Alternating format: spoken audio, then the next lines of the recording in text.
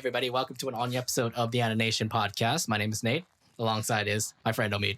Hey, what is up, Anination crew? Hope you all having a fantastic day. I know that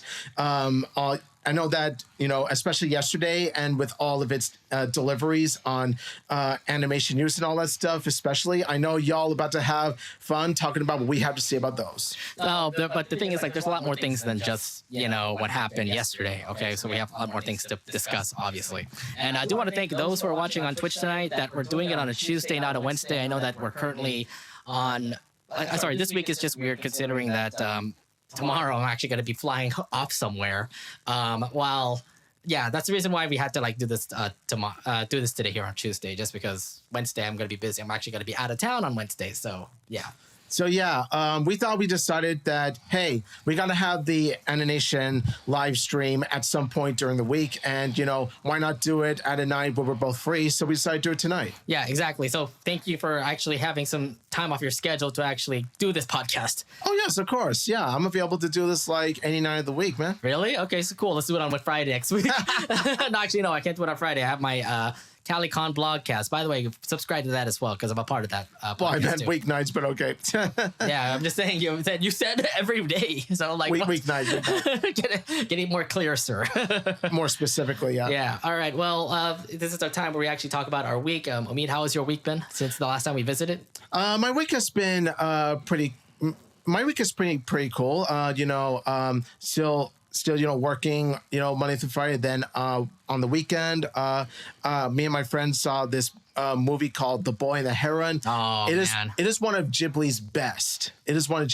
Yeah, I'm just surprised that Ghibli got out of retirement to make the movie. Hayao Miyazaki. I mean, Miyazaki got out of retirement to do this. And, of course, he did announce that this would be his final movie, but then he went back on it, though. He went back on it and said, nope, we're still going to make more. He said The Wind Rises was going to be his final movie, and then we never heard from him for years. And then he starts coming back and actually makes The Boy and Heron. I'm like, oh, my God. See, that's the thing. When Hayao Miyazaki says, oh, this will be my final film, you have to take it with a grain of salt because, you never know when it's going to be his final movie, if you know what I mean. I can't even say about, Hayao Miyazaki itself, but I think everybody else keeps on saying that it's their final thing. Because back in the back, you'll get to see them do other things instead. But for sport, it's better if sports athletes say something like, "I'm retiring from football, I'm retiring from basketball." At least they tell you that it's permanent. Yes, but then when it comes to films and stuff like that, somehow they'll come back to you. They'll come back and actually make films again. I'm like, you said you're done. What are you doing? I think it's because with,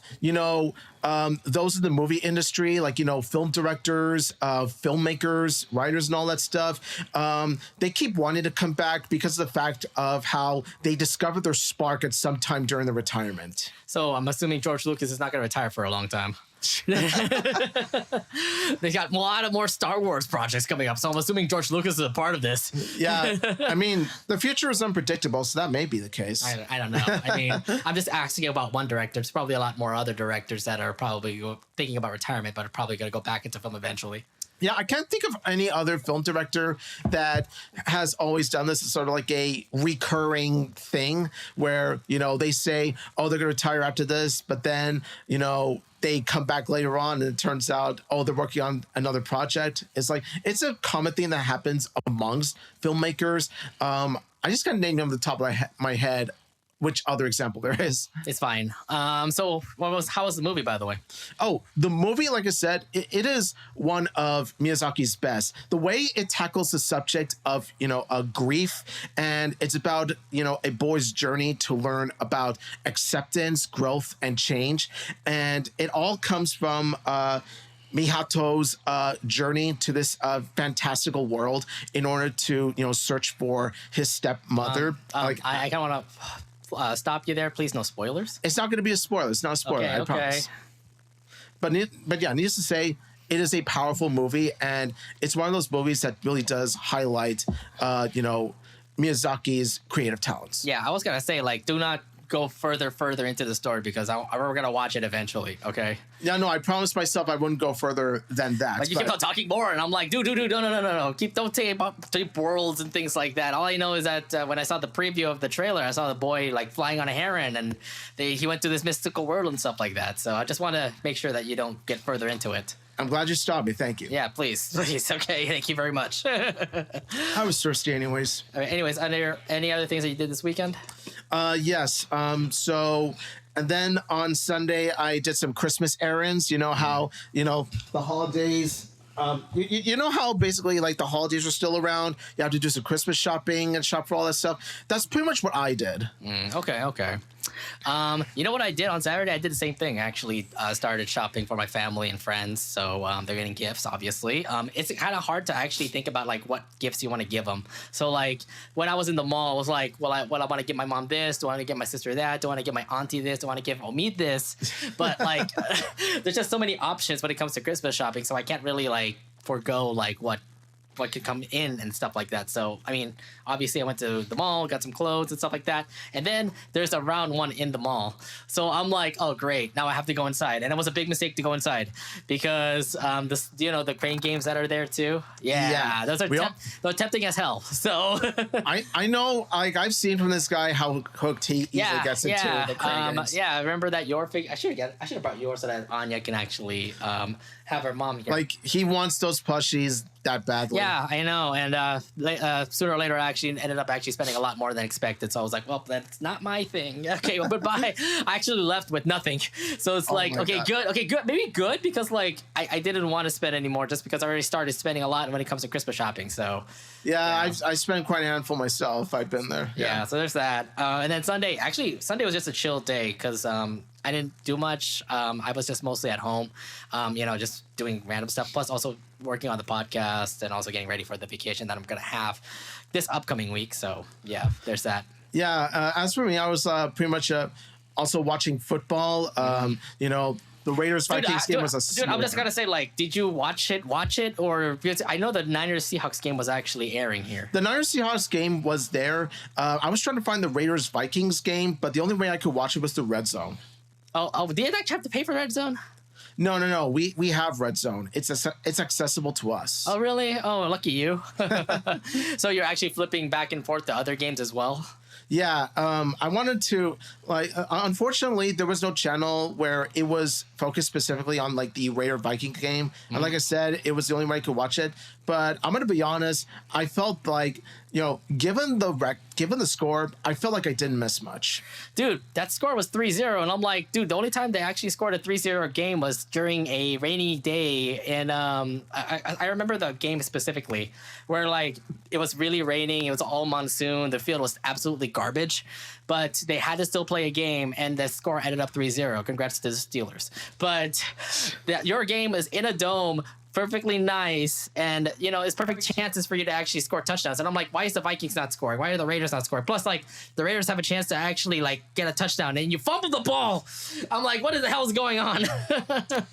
Let's just say that, like, looking at the score, you would think that it's some sort of soccer or hockey game. This score did not feel like a NFL score at all. It's like a baseball game. I'm like 3-0. What? Are you kidding me? 3-0, like that was the best final score you could do. Come on. There's not even any offense that comes in, and it's like there's punts everywhere, plus interceptions and turnovers and things like that. And I'm like, this is ugly. Come on, just score something. I think it's like I was gonna be like that one person on the stick, say do something to every team that is over there in that game. That was actually what was on my mind.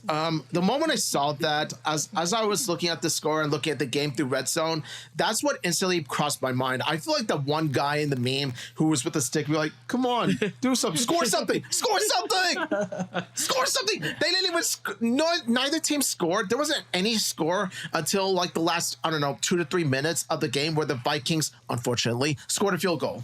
Yeah, and then the Raiders threw an interception literally the next play. I don't know what is happening with your team, but I'm sorry. FYI, I'm going to watch this game because the Chargers are going to play the Raiders, and I'm actually going to be invited to actually watch that game. Dude, I just hope it's not going to be this kind of game. Come on, man. I mean, okay, it's looking bad now just because like the starting quarterback of the Chargers is not playing anymore. He's out for the season. And there's a backup quarterback in the Chargers, and then you have Aiden O'Connell, who's also bad too. So it's like, oh great, this is gonna be another bad game, huh? You were the chosen one, AOC. You were the chosen one. No, it wasn't. No, I had faith in Aiden O'Connell because Aiden O'Connell can play well. I've seen him. Yeah, on a Niner game, it just like doesn't count. No, but like there have been a few games in which he has played well, but unfortunately, well, no pun intended, he kind of fumbled the ball, if you know what I mean. Like he missed the mark. And AOC has been, just like Jimmy G before him, a disappointment. I have to say this, maybe Jimmy G may have had better wins, actually, to be fair. Keep Jimmy G, maybe be your starter again. Yeah, like Jimmy G, but then again, like Jimmy G, the thing with him is that, you know, he's afraid to get tackled. I know, because he's injury prone. Like if he gets tackled, he might get into the hospital or something, you know? Which I understand, but at the same time, you got to have a quarterback that, you know, is, you know, more, you know, willing to, you know, risk himself in the game. Because, you know, when you're a quarterback, it sort of comes to the territory of how, like, you are probably going to get injured. So you kind of need a quarterback who's... the quarterback is going to be the leader of the whole team. So he's the one making plays. He's the one to do all of this and that. So, and the thing is, we thought that we would have it with AOC, but unfortunately, my hopes turned out to be false. I think your team is not looking great to possibly go to a postseason game. Okay, so I'm just saying, because there's a Nick Miss game coming up real soon. It's because it'll have the Raiders and the Chiefs play. I'm very sorry, but the Chiefs are probably going to dominate, and I'm going to probably see Lincoln Loud go all over the Chiefs sideline. If you do that, Lincoln, I have words for you. I have choice of words for you. Nick, this game is going to be fun. Like, oh my God. Like, I've been around Steel Loud's cheer for the Kansas City Chiefs because if they do, I'm quitting Loud House forever. No, I'm just kidding. Wait, you're serious? Oh. No. Loud Casa fans, I'm just kidding. That's a little overboard there. I will never quit Loud House. I promise you. I was only kidding. Okay, this is a heat in the moment. I was only kidding. I love the Loud House. I still love the Loud House. I'll love the Loud House. I'll continue to love Loud House forever. Okay, continue. Yeah, but let's go. Meanwhile, back in San Francisco or in Santa Clara, the Niners ended up beating the Seahawks. No surprise there. But I also do want to update on our pool. The pool is actually closed now. Dude, I actually had a chance to actually win that whole like pot of money that was going to be in the pool. And unfortunately, what was it? I had to pick the champ. I had to pick with the champion, and the champion also lost too. And I'm like, are you kidding me? It would have been the final two. Me and our other friend that was also in the pool. But then we also did root for our other friend, Robert, who was about to win on Monday. And then they lost on Monday. And I'm like, Yo, my man Robert got robbed, okay? Like, he deserved to win that money. Yeah, but... Taco should have won! But, yeah, he's a back-to-back champion, I think, right, Martin? Martin, yeah. He's a back-to-back champion. What the hell? I'm just like, yo, shout out to my homie Robert for coming close, though. He came close to win that money. I came close, too. I'm a third place, man. I mean, there's one person who didn't pick, and I was like, okay, third place, cool. And then I have to say this now. I picked Texans, and I had the same boat as you are, where the Texans screwed me over. I told you. Do you see where I'm coming from? I should have picked Saints because the Saints were at Derek Carr and they were paying the Panthers. Panthers suck. I could have done that. I don't know what kind of mistakes I did. It was just bad, man. I'm telling you, man, like, Texans are the mortal enemy when it comes to, important picks and bets and all that stuff. Yeah. Texans are the mortal enemy. Don't get involved. So I lost my chance at actually winning some good money. I mean, if I actually won that money, I had a plan to actually go to, like, literally during Super Bowl weekend. We could have actually gone to, like, Gordon Ramsay's steak and actually had a stakeout. Oh, dude. Yeah. Yeah, man. Sorry. I would have paid the bill, to be fair, because I had all that money.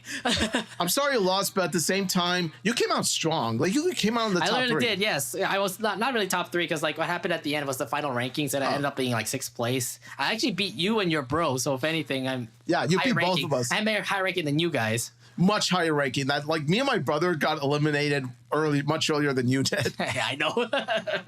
Oh, yeah. I mean, that's pretty much our football weekend. But yeah, our weekend was. I would say it's okay. I mean, Christmas is coming up real soon, so we're not really gonna do much when it comes to like being busy. But I have a big weekend coming up where I have to watch a football game with your brother. So it's gonna be fun. Tell him I said hi. Yeah, for sure. How was the last game that you went to when you watched the? Oh, yeah, you won. I forgot. This Giants and Raiders. Yes. We won. We conquered them. And, like, that was when I had faith in them that they would be a playoff team. But sadly, they've been shattered. They've been shattered. But nonetheless, let's actually go ahead and actually start off our episode. So we don't have anything to review. We will review Wish later on today. But let's actually start off with some news that happened during the world of animation. We actually want to update you on currently the Disney Hulu bundle that has been going on right now. So if you've been checking out Disney Plus recently, Hulu has already been integrated into Disney Plus. Now so it's interesting because like you were thinking like Hulu and Disney Plus, okay, cool. It's just gonna be like, what's gonna happen?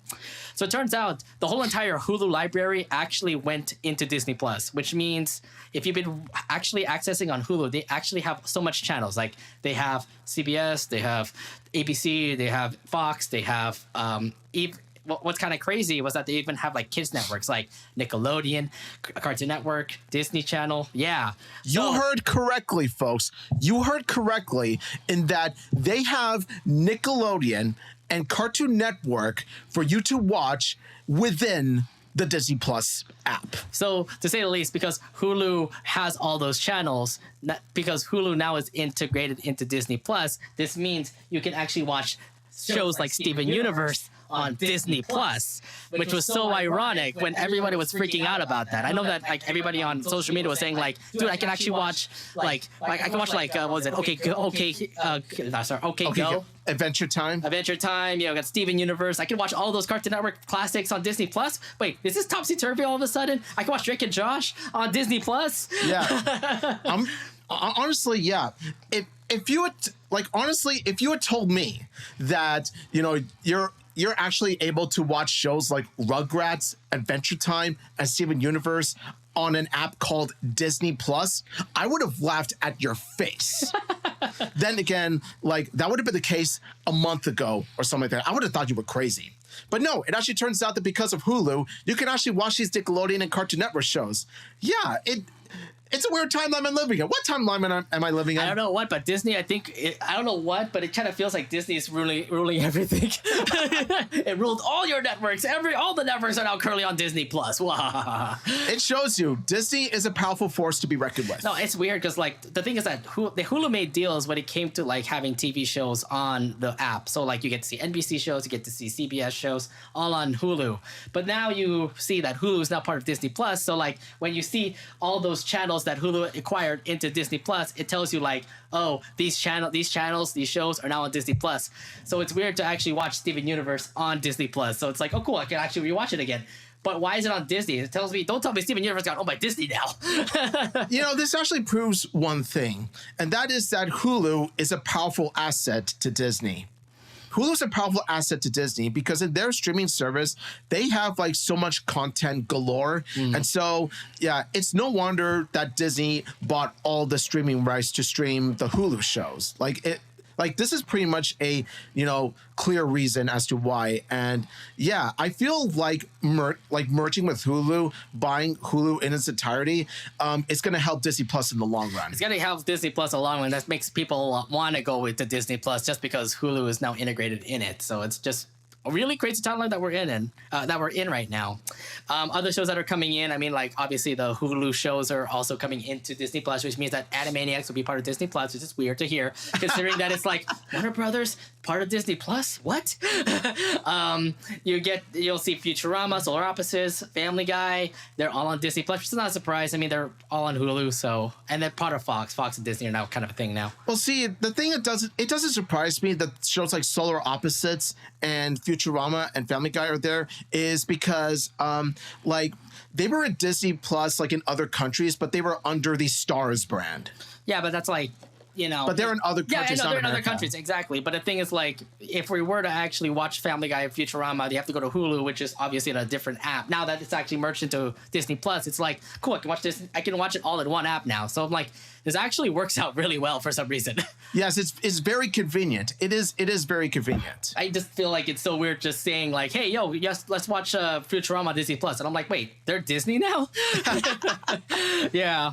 Oh, and also another thing too, remember, Hulu does have anime, which means that you can actually watch My Hero Academia on Disney Plus. You can watch Bleach on Disney Plus. You can watch Cowboy Bebop. Yeah, Cowboy Bebop on Disney Plus. Oh you can my watch, you can watch what was it? Other like hit anime. Demon Slayer. Demon Slayer is on Disney Plus. You can watch hit anime on Disney Plus. Oh my god.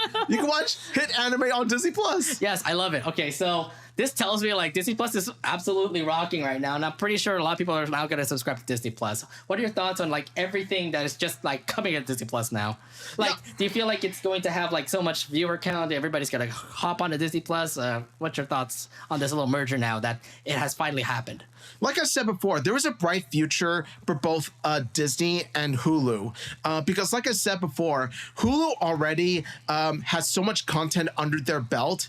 And, you know, Disney wants to, you know, put as much content in their streaming service as much as possible. So I think it was the right move on Disney's part to incorporate Hulu onto, you know, Disney Plus. Mm-hmm. Like I said, I don't know if they are going to do anything about it. I have a feeling here that Hulu is going to actually change a bit, because like remember, Hulu has originals, they have anime, they have all these like acquisitions or like deals to actually show TV shows and channels over at Hulu. But knowing the fact that like knowing the fact that like all these channels have finally heard about this, they're probably going to pull out of Hulu. So that means that enjoy this time while you can to actually see all these channels be on Disney Plus, because I think in the long run, they are going to get pulled and go back into like Paramount Plus or Peacock or any of these other channels. Oh yeah, like most of these, you know, shows are going to be welcomed into, you know, Disney Plus with open arms, but there are going to be some particular Hulu shows here and there that, like you said, they're going to pull out the plug. No, I'm saying the thing is that, remember, like I said before, Hulu has deals with ABC, like CBS, and a lot of big time like companies. But hearing the fact that like they are now part of Disney Plus, I would imagine CBS saying like, "Hey, I know that you're a part of Disney. Hey, we're gonna pull the plug on our Hulu deal because we're gonna bring our shows back to Paramount Plus." Okay, you know? yeah, that is just true. saying. So I feel like this is only a good time for you to actually start doing this right now, to actually watch all your favorite TV shows, all your favorite Nickelodeon, Cartoon Network, you know, other hit brand shows on Hulu. But eventually it will probably be taken away. That's what I'm thinking about in the future, because remember, Hulu has a lot of originals, and I'm pretty sure those originals are going to stay in Disney Plus. Everything else could possibly hit or what was it? Everything else could actually be like a hit or miss, to say. They could actually stay in Hulu, or they could actually get pulled back into their own channels. Yeah, because there are some shows in which, you know, networks like CBS and all that stuff, like they desperately want to stay with them, like within Hulu itself, and not be, you know, moved into the, you know, Disney Plus and Hulu bundle. Like there are some shows where it's just like, you know, like, no, please don't go. We want you to stick with this, you know, all that stuff. Like I would imagine some of the NBC shows that are currently on Hulu are going to go back to Peacock. So, oh yeah.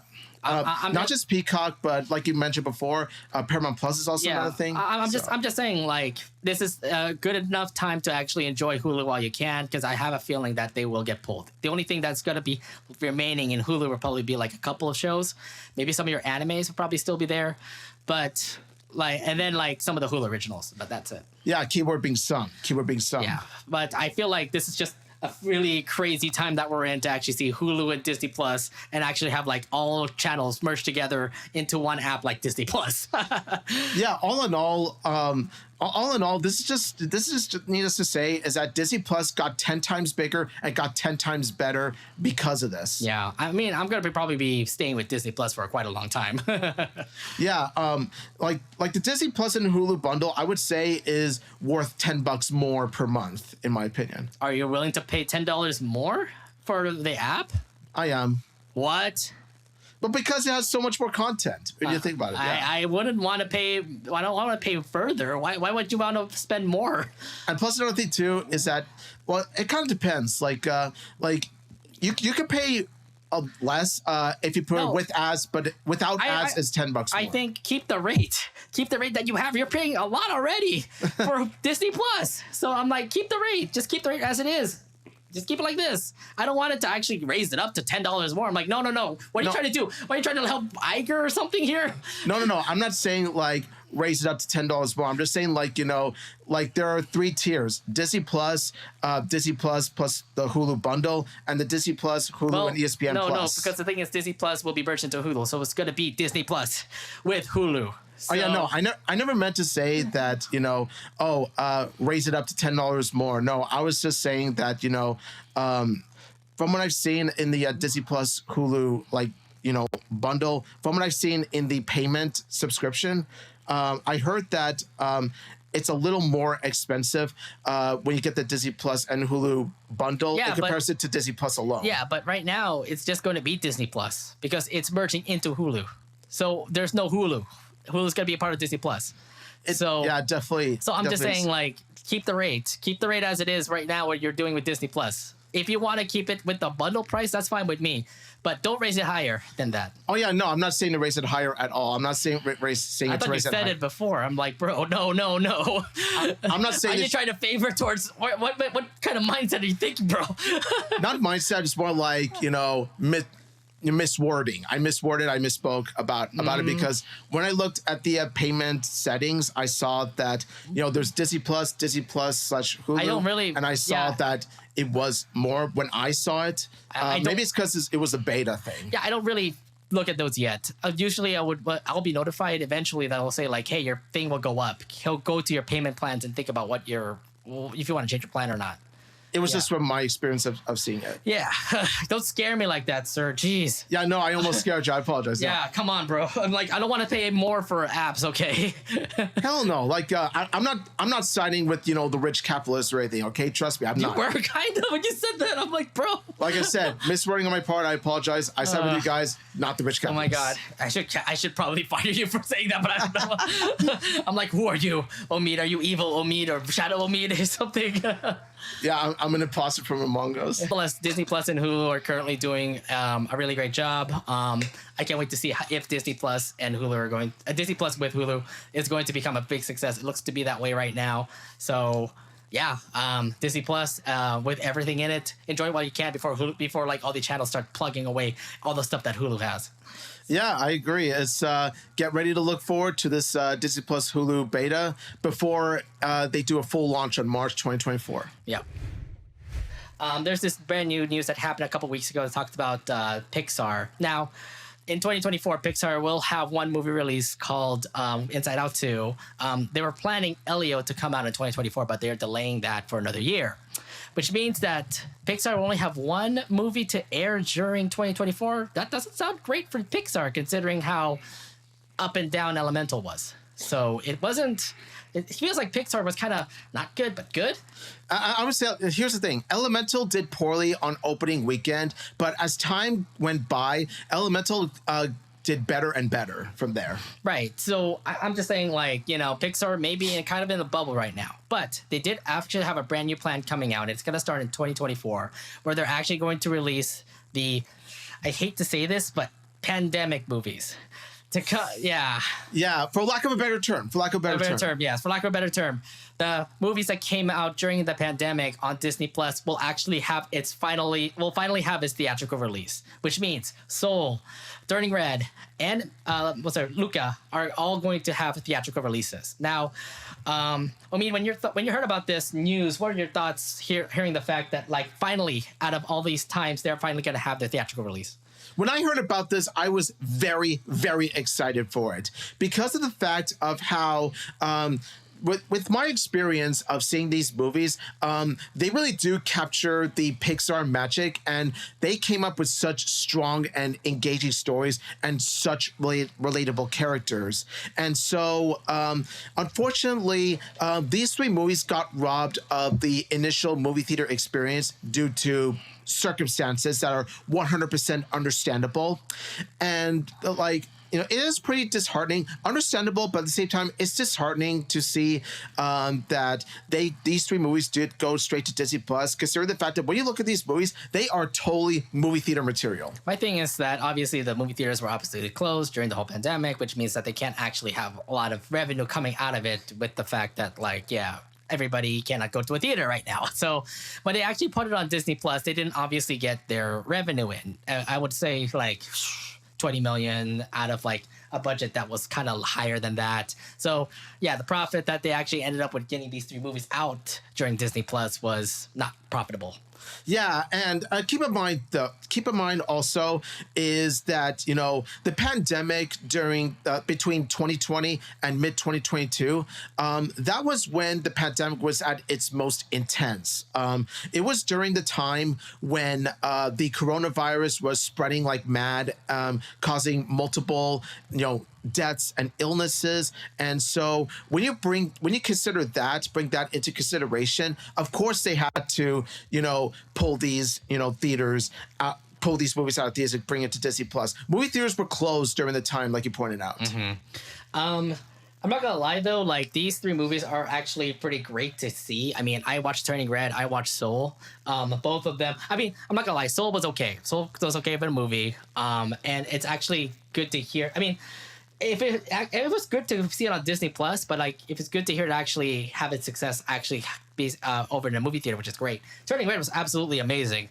Relatable, just the fact that like it talks about Asian family and also what was it? Like teenager, like going through like some tough times here and there, and I felt that was like, and also like the 90s nostalgia that you could see from that movie. So Turning Red was undoubtedly like a really good movie. Luca was also a really amazing film as well.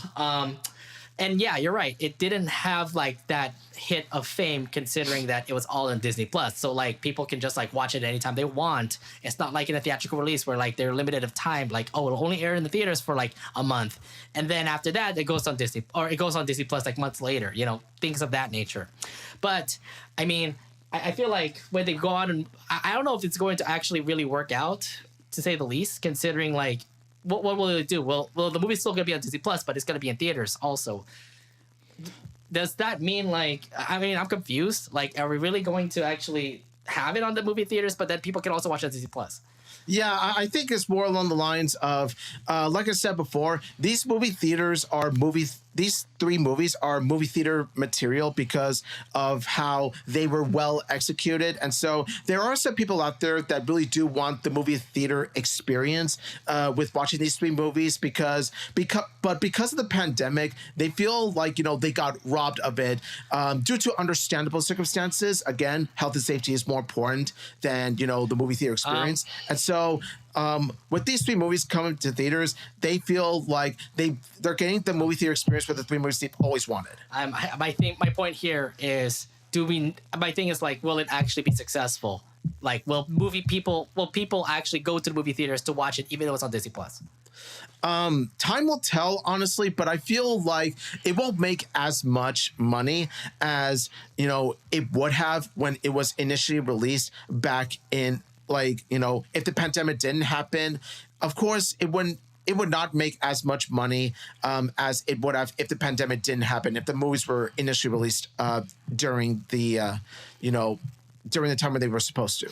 The risk is there, though. I'm not gonna lie. So, like, you can put it on theaters, which is great, but I wouldn't imagine, like, so many people coming in during the first weekend of the theatrical release to come out. Like, I would not expect full houses. I would expect, like, maybe medium average, like, folks that want to bring out their families to watch the movie, Because, like, I don't know what kind of slatings that will come out when it comes to movies in, like, in the winter, to say, because these 3 movies are going to be coming out during January, February, and March. So during that timeline, what other kids' movies, what other hit movies are going to be coming out during that time? And from the way I'm seeing it, not a lot of good ones. So this is actually a pretty good time for Pixar to actually like step up and say, hey, I know that we're kind of losing revenue, so this is why we need to bring this out in theaters. Maybe some, random movie folk can come in and say, hey, these movies are, oh my God, I remember watching this movie. Maybe watching in theater might be a different experience, Obviously, you have it at home. I mean, you can watch it at home. There's that option too. So it's, like I said, a risk that Pixar is doing right now, but it could be profitable, especially the fact that like they've lost money considering how, how their movies have been. Yeah, it is kind of a risk because, like you said, they're already on Disney Plus, so there are those that feel like they either seen it way too many times when it was on Disney Plus, or they just don't want to spend money to watch a movie that they can easily access for free at home. Yeah, exactly. So that's why I'm saying like this is a risk for Pixar, but I feel like in the end it will be profitable for them to actually get some money from those movie theatrical releases. It's not going to be a lot. I'm not going to lie. It's not going to be a lot like they're expecting to actually have, but it's something to at least run into when it comes to like the next future lining of films that they have coming up. Yeah, I agree. Let's just hope that these three movies do well, at the box office. Let's hope that Pixar has success with, that plan. But let's just say that, the future is unpredictable, right? We never know whether their plan actually will succeed or fail. Yeah, this is the reason why we're kind of like sharing our thoughts about how this might actually work, and that's why I'm sharing it right now. Okay, so yeah. That's what I mean. It could work, it could not work, who knows? But based on what we're saying, like based on our theories, there is a possible chance that they could end up being hits at the theaters. Yeah, well, like I said, it looks to be. But I mean, like I said, I wish the best hope for Disney and Pixar on this one, but I do think that it actually will be profitable for them. May not, like I said, it may not have like the best numbers, but again, we'll see. Mm-hmm. Yeah, but. Like I said, who knows? Anyways, Soul will come out on January 12th, and then Turning Red will come out on February 9th, and Luca will come out on March 22nd. So that's your lineup right there: January, February, March. What movies are you looking forward to watching in theaters? I'm looking forward to watching Soul the most because Soul is my favorite of the three. Really? Because I felt like it was the deepest of the three movies because of how it tackled a deep theme like existential crisis, and pretty much how it teaches you how like you should treasure every moment of your life. It pretty much teaches the audience of how like it's not just the destination that you look forward to, it's also the journey along with it, and we see it through the eyes of this man right there. We see this like jazz music teacher who wants to become a jazz musician, but then he sort of like misses like the smallest moments of life that makes his life worthwhile because he's so hyper focused on his dream to become a jazz musician. And so this is a good way to teach the audience about how, it's not a healthy way to go. Yeah, but I'm not gonna lie though. Soul I think is the weakest out of these three. Ooh. Yeah, because Luca I think was just absolutely great of a story, especially when it comes to like acceptance, considering like he's a merman. Like obviously the people that are around that town were like, oh my god, he's a fish person. Oh, weird and that kind of stuff. But then the town would actually learn to grow about Luca, and in the end they end up like actually having a good couple, like a good relationship between the merman and the folks over there in the town. So that's what I'm saying. Like it's acceptance, which is great.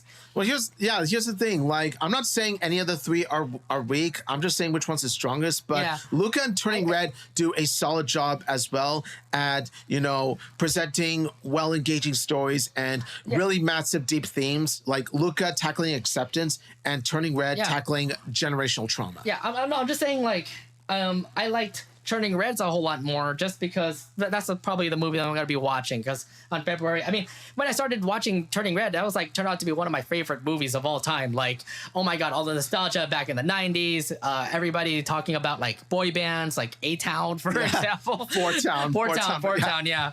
And then you get to see like the whole Asian family like issue that has been going on. Like, obviously the mom wants her daughter to be just like her, and of course she wants to be different, and then obviously the mom gets like hella angry about it, and then there's always conflict going here and there. I just feel like it was so relatable when I watched that movie that I was like, I feel under May's shoes. Like I really like how they kind of thought the fact about being a red panda is because you're angry, you're like holding it in, that will turn you into that red panda. Obviously, if you calm down, if everything goes right with you, you become that regular person again. I just feel like it's so impactful. That's why when it comes to going to watch these like Pixar films and movies, I definitely want to see Turning Red for sure. Yeah. Okay. So, yeah, definitely. But regardless of whichever is, our personal favorite of the three, we can pretty much all agree that these three movies really did stand out, very strongly on their own. Yeah, exactly. And I'm just really happy that they're actually going to have their own theatrical releases. Like I said, I don't know if I'm going to hit all three of them, but I know that I'm going to hit Turning Red for sure. Yeah, for me it's Soul, but I'm gonna try to hit all three. I'm gonna try to hit all three. Really? So you're going to be owning that whole run, January, February, March of Pixar films? Because I love all three that much. Yes. Okay. All right. Well, good luck with that. But Yes. like I said, I got Turning Red right there in my calendar, ready to watch. I don't know about Luca, but I also want to watch that too. So yeah. Yeah. So for those who are watching, Disney Pixar films are coming out January, February, March of 2024, with Soul, Turning Red, and Luca coming out respectively during those months. So if you want to check it out in theaters for the first time instead of Disney Plus, go ahead. It's going to be out there in theaters for you to watch.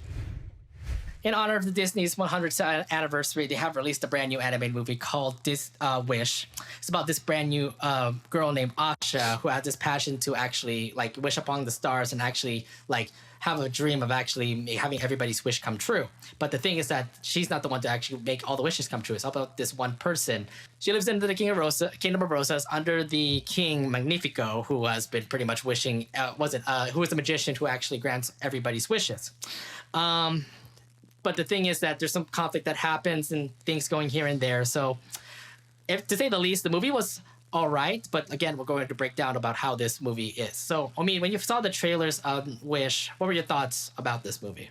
I was wowed by it, honestly. Like when I first saw the trailers and I saw how beautifully it looked, as well as that Disney magic that it promised us, let me tell you, like I was one of those people who was strongly hyped for this movie. I was like, yes, we got another Disney magical movie in our hands. We have another Disney masterpiece in the making. Let's go. I was one of those, as a Disney fan myself, really hyped for it. I already saw some of the stuff in D23. In the Walt Disney Animation Studios booth, they literally have posters about Wish. And when I first saw that poster, I was thinking that, oh, is this that one girl from Encanto? Because it kind of looked like her, I'm not going to lie. It kind of did. That perfect girl from Encanto. That one girl that was like perfect, or she wants to be perfect for the family or something like that. Oh, yeah. God. Yeah, her. But the thing is that it's obviously a brand new different story. We get to see posters about this one girl like sitting on a tree, looking into the stars. And the wish part is obviously her wishing into a star. Now, when I saw the whole trailer, though, it looked pretty interesting. I mean, like, it felt very Disney princessy. I'm not going to lie, because, like, her trying to fulfill a wish, and then, like, there's these creatures that come out. Like, the wish star, for example, is its own thing. And the fact that, like, the goat talks. And I'm like, what? The goat talks, like a, the goat talks like a British man. Alan Tudyk, yes, British man. Like Alan Tudyk, like he has a deep British voice. It kind of reminds me of like the way Alan Tudyk talked in that movie heavily reminded me of Patrick Stewart. Yeah, it kind of does. Yeah, oh, God, no, he's not. He's not the Star Trek guy. Okay. No, but I mean, when I first saw the trailer, it looked really cool. I obviously had it on my calendar to watch it during Thanksgiving. So, and also the other thing too that is being impactful for Disney's Wish is that it's the Disney 100 celebration movie. So, like they said, this is a movie a century in the making. So, 100 years of making this movie, and I wouldn't say that 100 years of actually like fulfilling whatever Disney wish was when it comes to making a film like this. So it has to be something very stellar. So I was assuming that this Disney's Wish movie was going to be something stellar. Yeah. So, yeah, pretty much like based on the fact that it's being released during Disney's 100 years. Let me tell you, there's a good amount of pressure for this movie to be, as stellar as it should be. Because keep in mind, it's Disney 100. And with a Disney 100 movie like this, you would expect it to have some sort of grand tribute you expect it to be a grand tribute to, the Disney animation company. Exactly. Now, obviously, both of us already watched the film. The thing is that when we talked about like how we reviewed the film, we thought it was okay. We thought it was like a little average. I mean, that's what I thought. I'm pretty sure you did the same thing as well. It's a movie that I have mixed feelings about. I'm not on this. I don't love it, nor do I hate it. I'm more along the lines of Like, there were some good things and bad things. Some things I liked about it, some things I didn't. Yeah. Like I said, I'm kind of average on it. But then again, when you look back at like all the YouTube comments and also the critics as well, they all don't like the film. So what are your thoughts when you heard about that kind of reception from the critics and from the YouTubers?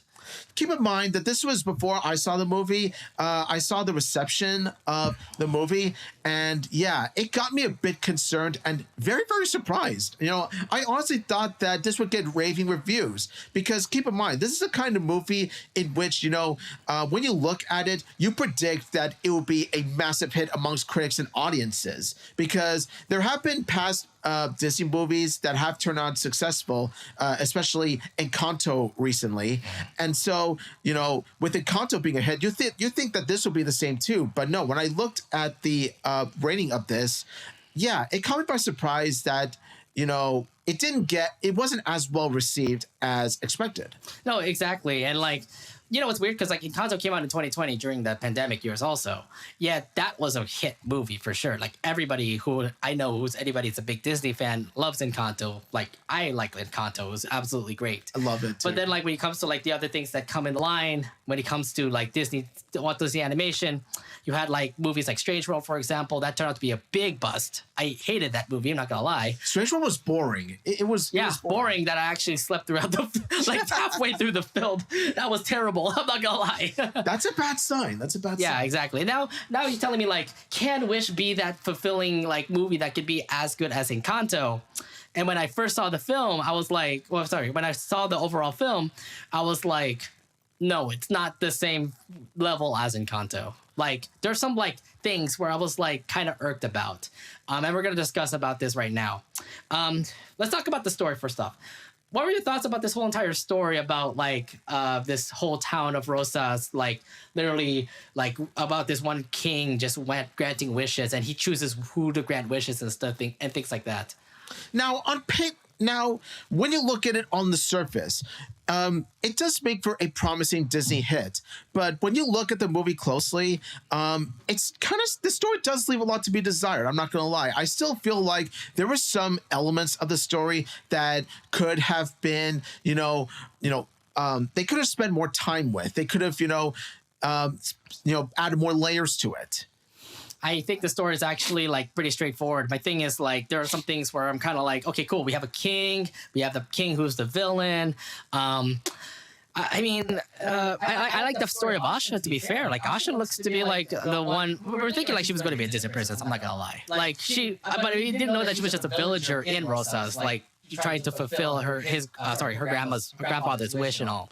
So, I was thinking like, okay, great film, like great story, I would say. And then obviously Asha was trying to save like everybody. And I don't know. I just felt like I was kind of confused about the story, not gonna lie. I think that how they tackle Asha, I will say Asha is a really lovable character, not just by the fact that they pretty much put in this refreshing take on how she's actually not the Disney princess, but she's actually a villager. She's not really a Disney princess, she's just a Disney heroine, much like how Mulan, for example, is a Disney heroine, not a princess. I like that touch on her character. And plus, I love her adorkableness. I know that some people did have a problem with her adorkableness based on the fact of how, an adorkable Disney heroine is overdone, or just by the fact of how Asha's adorkableness is not nearly as iconic as Rapunzel's or Anna's, for example. But let's be honest, I'm a sucker for adorkable girls, so it never bothered me that much. I wasn't bothered with Asha, not gonna lie. So I found it really enjoyable. Yeah, I was never bothered with Asha. That's all I can say. Like she actually was like kind of the carrier when it comes to the whole entire movie. Like everybody else in the movie, I'm not gonna lie, King Magnifico, for example, he was actually spot on as a villain. Like he does his own like music, like he has his own songs talking about like how he fulfills wishes. It also has this like one song where he's like, this is the best I get. This is the thanks I get, which I love. I like that was actually like a really cool song that Chris Pine was singing. I was like, yo, I didn't know he could sing too. Like I would say, there were some elements of King Magnifico that worked. others that didn't. Now, for the parts that did work for me was, of course, Chris Pine really nails the role of King Magnifico. He's a great voice actor for him, for sure. Yes. Like, he really does give it his all in terms of the role, and also the animation design of him. The character design of King Magnifico looks badass. You can tell he definitely looks the part of the badass, magical king villain, and all this stuff. He looks menacing. And well, here's the thing. He doesn't seem menacing when you actually first see him, because like Asha comes up to see King Magnifico to be part of his apprentice to say, and you think like he's just a regular king ruling over the town of Rosas, granting wishes. That's the reason why he's the king. But then you also get to hear the secret that came out from King Magnifico, saying that he only grants certain wishes, because some of the wishes that people say are like, oh, is this going to be good or bad? Oh, those kind of things. But not all wishes in that town are fulfilled. I think that's what I like about King Magnifico, is that the way they introduce him, they pull the wool over your eyes, because for the first 10 minutes of King Magnifico and Asha's first interaction, you do bring up a point that he does come off as, a nice guy at first, but then after their duet song, I was gonna say, like, because the song even makes him think that he's a nice guy. Plus, they were even like singing. He was singing with Asha. So, and I hate that song kind of just because like Asha was mostly focused on her grandpa's like wish, while he was doing all these wishing stuff here and there, literally just having all the wishes and just controlling it. Yeah, there's like, are you ignoring your master while you're just caring for your grandpa's wish? Yeah, their song At All Costs. It's a nice little duet, and also much later on, you do actually get to see what King Magnifico really does mean in his part of singing At All Costs in terms of the wishes, because shortly after the duet song, after we see King Magnifico's true colors, we do come to see how he actually wants to hold all the wishes onto himself, just for the sake of holding power amongst the Kingdom of Rosas. How do you like that whole plot line there, where like everybody grants his wishes? And then the thing is that when people grant their wishes, they kind of feel really down when they grant their wishes.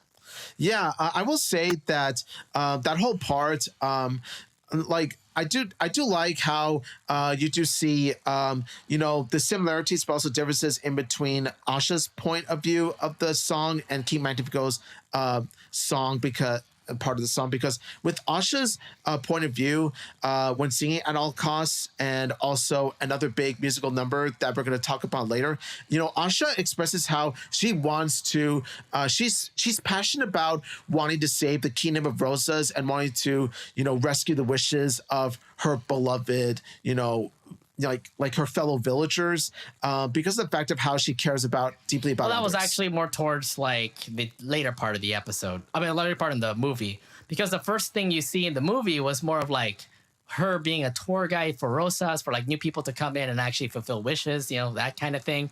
And then we also get to see like she cared more about her grandpa's wish until she heard about the story about like, like King Magnifico was just mostly doing certain wishes, not everybody's wishes. That's the reason why everybody felt down. And I love the fact that like this one girl would do whatever it takes to make sure all of the villagers' wishes gets come true or something like that. That's the reason why she made that wish. Oh, sorry. That's the reason why she made a wish. And she started singing this song called This Wish. And not gonna lie, that was actually a hit song to me. I actually liked it. Yes. This Wish, I'm gonna be honest, it is the best song of the movie, because of the fact of how, well, first of all, Anna Dubois, like the voice actress who voices Asha, Asha's name Ariana Dubois.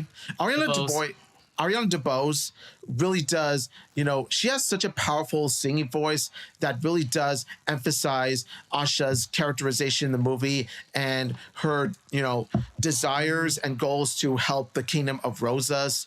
And also the lyrics are very powerful. Because, like I said before, they pretty much present Asha's character and her motivations and goals in the movie. I would say like she's kind of feel like Alani Cavallo, like just like the voice actress who did Moana. She's like one of those actresses that would come up and becoming like a really great singer, and no doubt about it, she was definitely an amazing singer. When she sang that the song This Wish, like it was the song that was in the trailer too. So it was like, oh my God, this is the big impacting moment that happened. And that impacting moment is when she started making the wish, and this whole like big gold array of like stars come in. And this is where we get to see that small little star, like, you know, pretty much become like the main like heroine when it comes to the entire movie itself. Yeah, I feel like This Wish is to this movie what Let It Go is to Frozen, and How Far I'll Go is to Moana. Because of the fact of how it's this huge, big Disney hit sung by a Disney heroine. Yeah, I get it. Yeah. I don't know what else to go any further. I mean, like, to say the least, the rest of the movie, it's just pretty much like Asha trying to, you know, rescue like everybody's wishes, I guess. I just remember like one time, I believe King Magnifico came in. I mean, I don't know other big moments that I can actually say from this movie. I mean, like Asha's trying to save like the whole entire town when it came to like all those wishes that everybody granted, but King Magnifico is keeping it all. So she has this like decisive plan to like get everybody's wishes out so that they can get fulfilled. It's quite interesting. Like if I can try to remember the movie, okay. Yeah. It's basically the storyline is pretty much as basic as it goes. And like I said before, they could have spent more time trying to make this movie, you know, more than what it was, especially given the fact of how it's a tribute to Disney 100. And I feel like I said before, for a movie that is a tribute to Disney 100, they could have done so much more. I'm not gonna lie, like the whole story later on when it comes to like the movie is just was a little basic, like what you said before. But I feel like, again, it's just like another simple like Disney formula that they did when it comes to the movie. I said like they could have done something that could actually make this a little bit better to at least like stand out. Something like, you know, Encanto or Princess and the Frog, you know, those kind of films were absolutely stellar films. But like this one is kind of like the basic like thing where the heroine starts to save everybody. It kind of feels like Mulan, I'm not gonna lie. So when it comes to like seeing like how the movie ends up like getting everything fulfilled in the end and all that kind of stuff, again, I didn't feel fulfilled when it comes to the movie. It's just, I felt like, okay, kind of like a basic movie, not really that kind of stellar, especially when you're like celebrating something big like a Disney 100. And speaking of trying to celebrate Disney 100, I noticed how, you know, there's an overabundance of Easter eggs as well. I'm not gonna lie. Why do we need the Easter eggs? Because like there's so many of them that reference back to the old films. Here's the thing. Easter eggs are not necessarily a bad thing, because there have been, you know, Disney movies in the past that have used Easter eggs. But the thing is with this movie is that this movie, while the past Disney movies have used Easter eggs sparingly and they kept writing the story and characters as a priority, this movie, however, I feel like they prioritize using an overabundance of Easter eggs over writing a compelling story. That was the problem. The problem is like you can see it like blatantly right in front of your eyes when you're watching the movie. I mean, like, what is it? Asha's friends are 7 friends that references the 7 dwarves. Literally, like every person there represents one of the dwarves. Like, you know, the small guy is grumpy. What is it? The shy girl is bashful.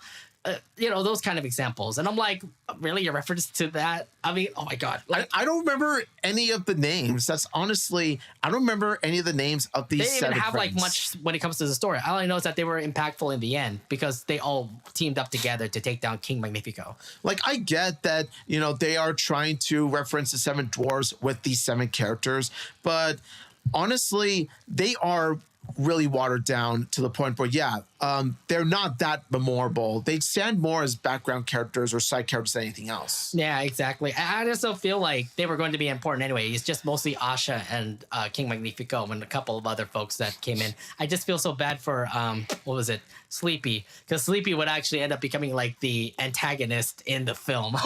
Yeah. Top 10 anime betrayals. No, I didn't know about that too, because Magnifico actually ended up making his wish, and then he ended up actually trying to backstab Asha. I'm like, bruh. Yeah, and honestly, it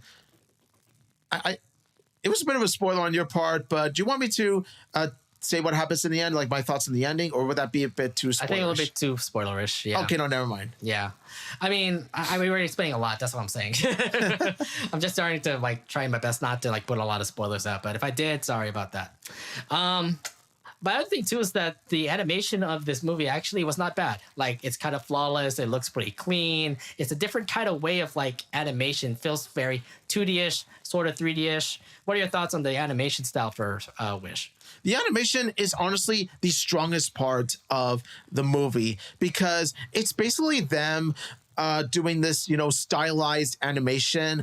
They try to mix in 2D and 3D because keep in mind, we live in an age where animation movies are taking the stylized movie route ever since Into the Spider-Verse back in 2018. Ever since that, we've seen other movie studios, including Disney, do their own take on stylized movies, like DreamWorks doing The Bad Guys and Puss in Boots: The Last Wish, and now you've got this movie doing Wish. Yeah. And I feel like, they really did nail the stylized animation aspect of the movie because of how they nailed the character designs and also the backgrounds. You could tell that they nailed the backgrounds with the watercolor styled animation in reminiscent to the early Disney movies. I feel like this definitely is a different way of like how Disney actually animates their films. It looks really clean. I'm not gonna lie. So if anything, that's the top-notch thing when it comes to Disney's Wish. If only their story was actually a little bit more better to say. Yeah, like that's kind of the thing is that the story, while it did have some good elements, overall it felt underwhelming. I was also have to say this. There's some weird stuff that also happened in the film. I'm not gonna lie. Why is there so many talking animals? I mean, talking animals aren't necessarily a bad thing, but they have to be memorable. Like we hear the goat talking. We hear we hear Valentino's talk, and he turned out to be a really funny goat. But again, other things also came up, like chickens dancing, and things of that nature. And I'm like, bro, this kind of turns me off. I'm not gonna lie. Like, I get what they're trying to do because Disney does have scenes like this, because big musical numbers like this. They're Disney stable. They even sing a song all together called "I'm a Star," and I mean, it's kind of cool to hear that, but it's like in the middle of a time where you're literally making a wish. Like that's just random. I'm not gonna lie. It's a fun, cute scene to listen to, but it didn't leave a lasting impact on me. But there was a deep message inside it where it's pretty much, at the end of the day, all beings, all living creatures, we are all stars. We all have stars inside all of us. I get what they were trying to go through, but like I said before, that whole sequence didn't leave much of an impact on me as it should. No, it didn't. And I just felt like, oh, these animals talk cool, I guess. I mean, we're only caring about more of Valentino and the star right now. Not every other animal that also talk to, okay? Just saying. Again, a lot more Easter eggs that I kind of got bugged about. There's a Peter Pan reference. Literally, like, in the end of the film, you get to hear a Peter Pan reference. Peter Pan actually becomes a legit... I'm not going to spoil anything, but let's just say Peter Pan plays a role in the movie, plays a cameo that I was just like, wow, they did like that. If anything, I do actually like the whole end credits because they actually did reference something when it comes to like the 100 years of Disney. So they did. There's that at least. So. We won't tell you what it is, but let's just say the ending credits did feel like a legitimate tribute to the past Disney movies. Right, exactly. But I mean, I'm not gonna lie, like. When it comes to actually talking about this film, I say it's okay of a movie. I kind of feel pretty disappointed at the fact that this is supposed to be Disney's 100 film and they actually ended up having a movie like this. Again, disappointed that it's supposed to be Disney's 100 film. I thought it would be something like extra stellar, maybe something more engaging or more exciting like Encanto. But instead, it's turned out to be kind of a bland like film that kind of fulfills like the Disney formula that they've been doing when it comes to like, Disney princessy films and things of that nature. I didn't really enjoy it that much. I still say it's okay of a film, but they could have done better. Like they could have done better if something kind of more stellar than this, for a Disney 100 celebration. Yeah, all in all, I'd have to say, like, Wish is a mixed bag for me. I don't love it or hate it. Now, for the stuff that I love, of course, I adored Star. Star is just like the best character of the movie. I love him so much. Like, I want to punch him. He's so cute. Oh, and also, Asha's a really likable lead. The animation is very well done. The songs are really fun to listen to on their own. And now we go to the bad, which is King Magnifico. Like, okay, no, King Magnifico, the good. Chris Pine, like I said, really nails the voice acting. I feel like the way he was written got a bit messy at times. And also, this is the things that get, okay, I'm just going to say this. It's a fun song to listen to on its own, but it doesn't feel like a villain song. He feels like a jealous song, I'm not going to lie. Like, oh, this is the things I get? The town hates me? Urgh. He gets angry out of this song. There's no legitimate sense of threat inside that villain song. It feels more like a pop song that you would often find in Disney top 100 not hits. a bad song. I actually enjoyed the song. It was more towards like the way that the message comes out. It's more like, oh, this is the things I get. The town now hates me. Oh, everyone likes this whole Wish person now. And after all I've done when it comes to getting your wishes and fulfilling as much as I can, this is the things I get. Then he gets all angry and like has his plan and all.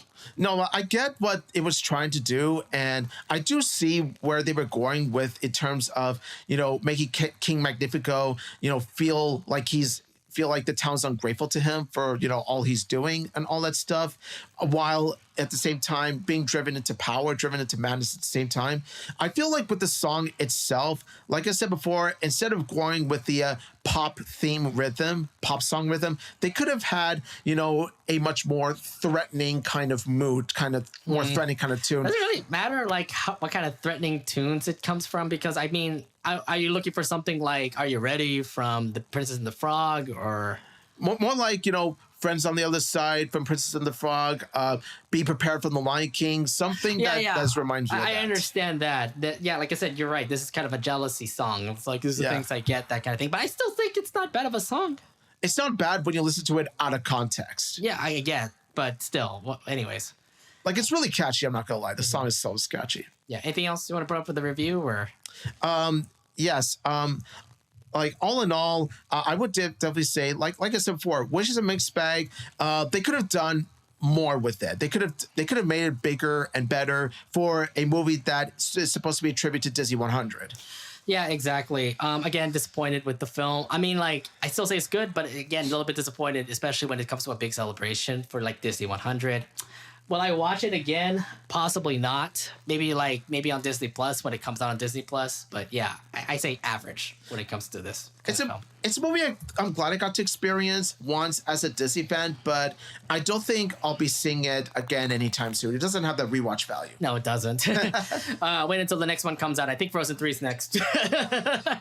Which, honestly, they need Frozen 3 at this point, because for a fact that Frozen 3 and 4 are definitely going to help Disney with the numbers. It definitely does. Again, Walt Disney Animation, like, you really got to step up when it comes to your movies. Encanto was your last big hit. Why did you make Strange World also? I'm just saying. Yeah, Strange World was a mistake. It was definitely a huge mistake. But yeah, Wish, for those who haven't watched, please check it out. It is, like I said, a pretty average film. If you don't want to watch it, that's fine. It's going to be on Disney Plus eventually. So yeah, that's our review of Wish. Not bad of a film. Yeah, like, not bad, not amazing, just, mixed. Now, we're recording this episode on December 12th. Now, yesterday, December 11th, this is the reason why we titled this December 11, 2023. A lot of big announcements happened when it came into the world of animation, especially on one channel and especially on an award show. Let's actually start off with the channel itself. So a lot of big news happened yesterday in Nickelodeon. We were expecting something huge, obviously, considering that the creator of the Casagrandes was giving out huge hints here and there. A lot of months came by, and he was just like making something up, thinking like, oh, a big movie is coming, like a Nick movie is coming. And lo and behold, yesterday we had the big news. Then we kind of already knew, I'm not gonna lie. But it's time to actually officially call it.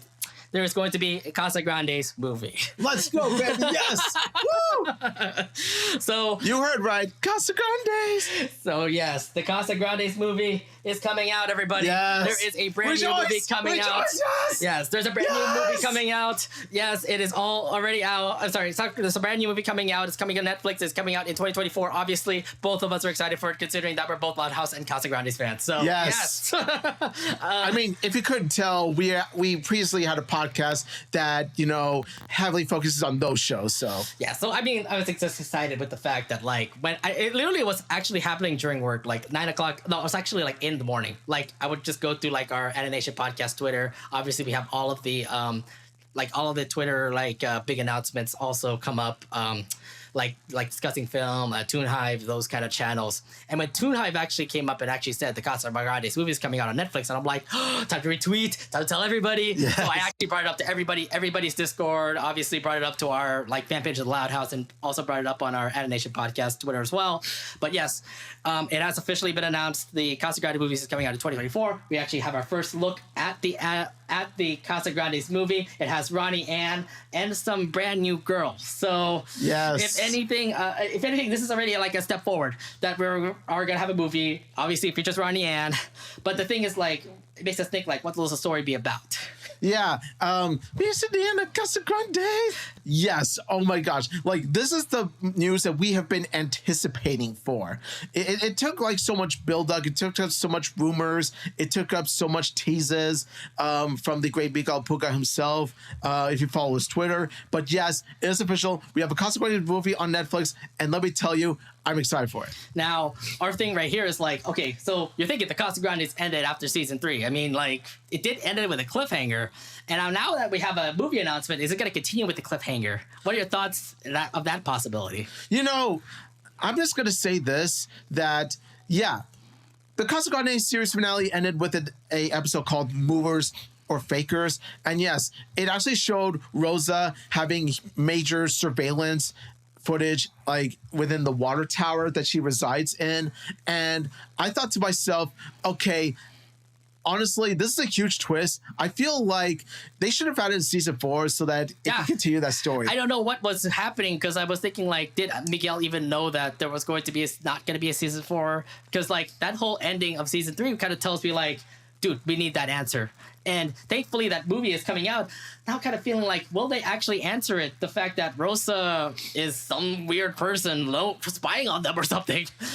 But that's a nice thought. But then again, keep in mind is that Casagrandes is an episodic kind of series in of itself. It's not something that is built upon a story arc. So I feel like with the Casagrandes movie, there's also the chance that it could be an entire different plot line on its own. It's not going to reference movers or fakers or any sort of like previous past stories that came before it.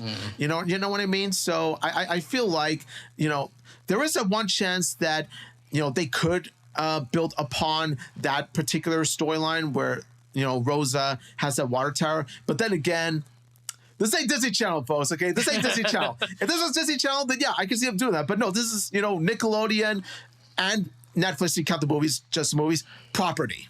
Nickelodeon doesn't have a good thing when it comes to continuity, but then again, they're fixing it in the Loud House. So they're getting better. Casagrandes are doing also a great job when it comes to continuity. So there's that issue, and it's still been worked out. So I'm assuming maybe there's some continuity when it comes to like the final episode of the Casagrandes and actually moving into the movie. It'd be cool if they actually did that, but we don't know. Miguel, give us answers, please.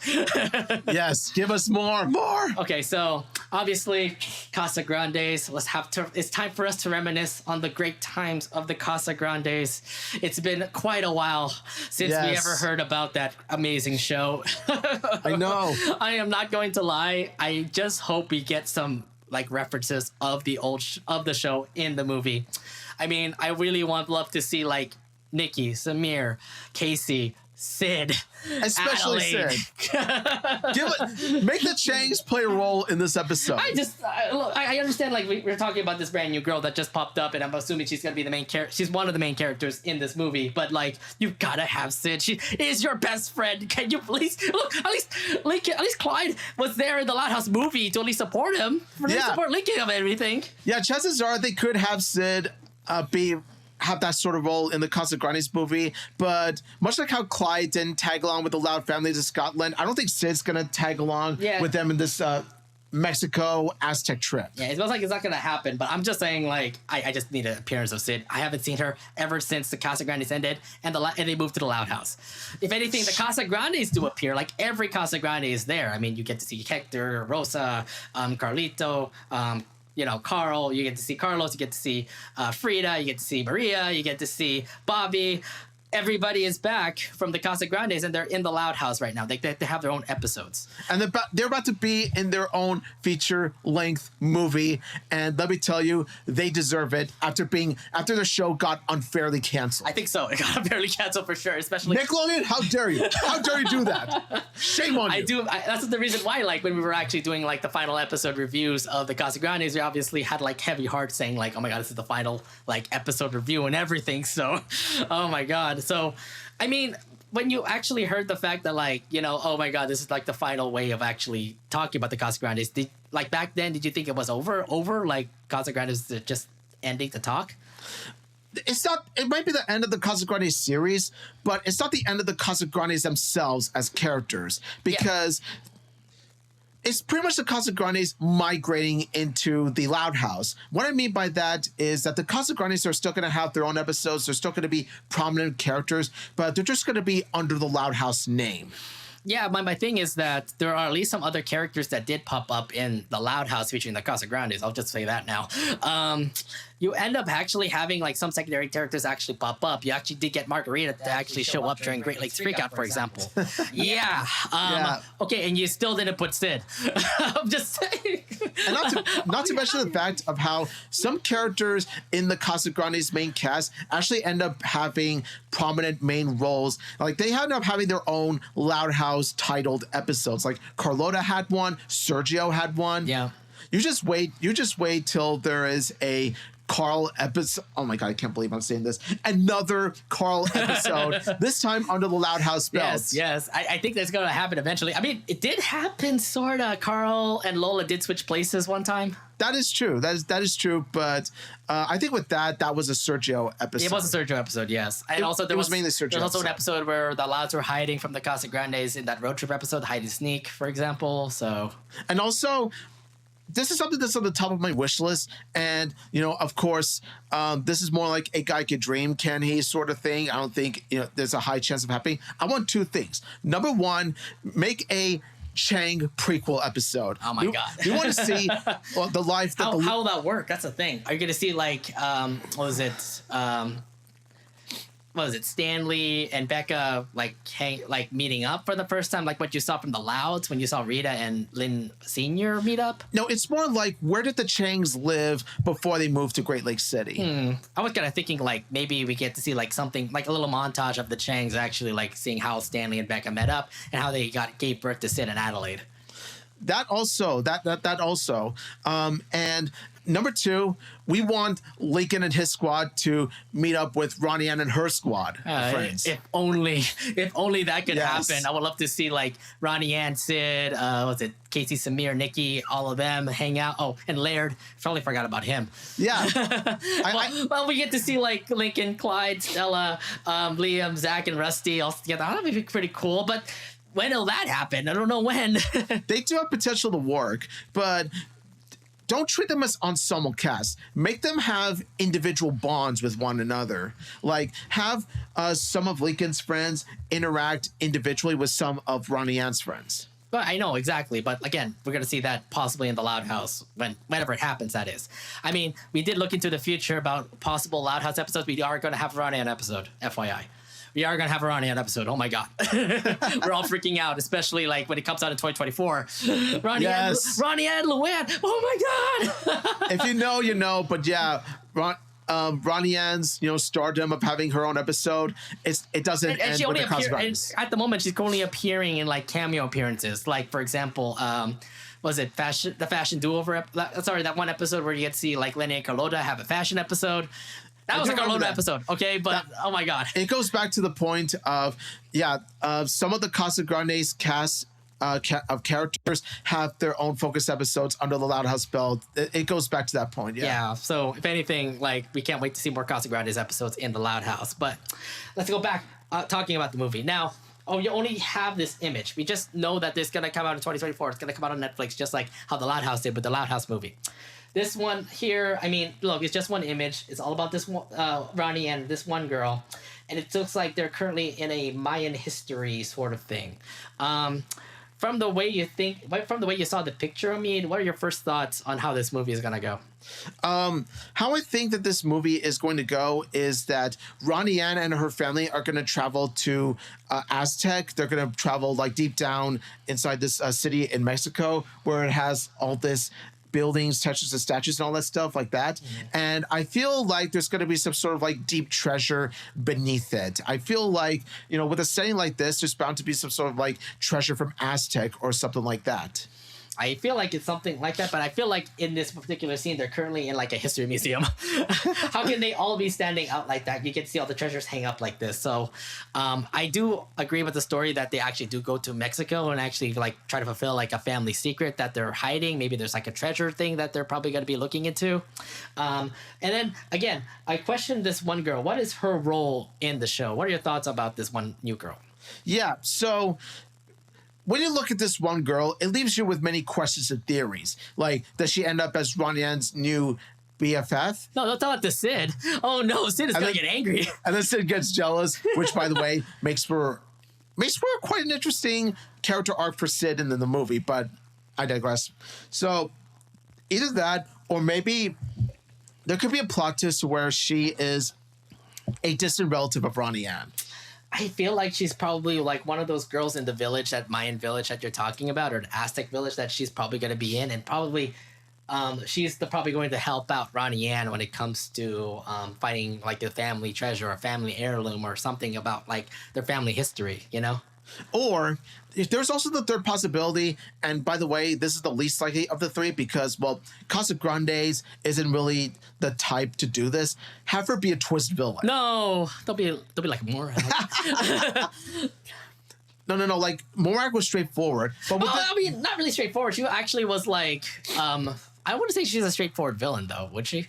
I would say she was nice to the Laos, and then she obviously got angry just because the Laos took over her kingdom or her castle. Her attitude towards the Laos was pretty sour for the beginning, though, but we never see her go full-fledged evil until it's built up properly. Yeah, exactly. So I don't think she would be that. I'm not gonna lie. If she becomes a twist villain, I would be so angry.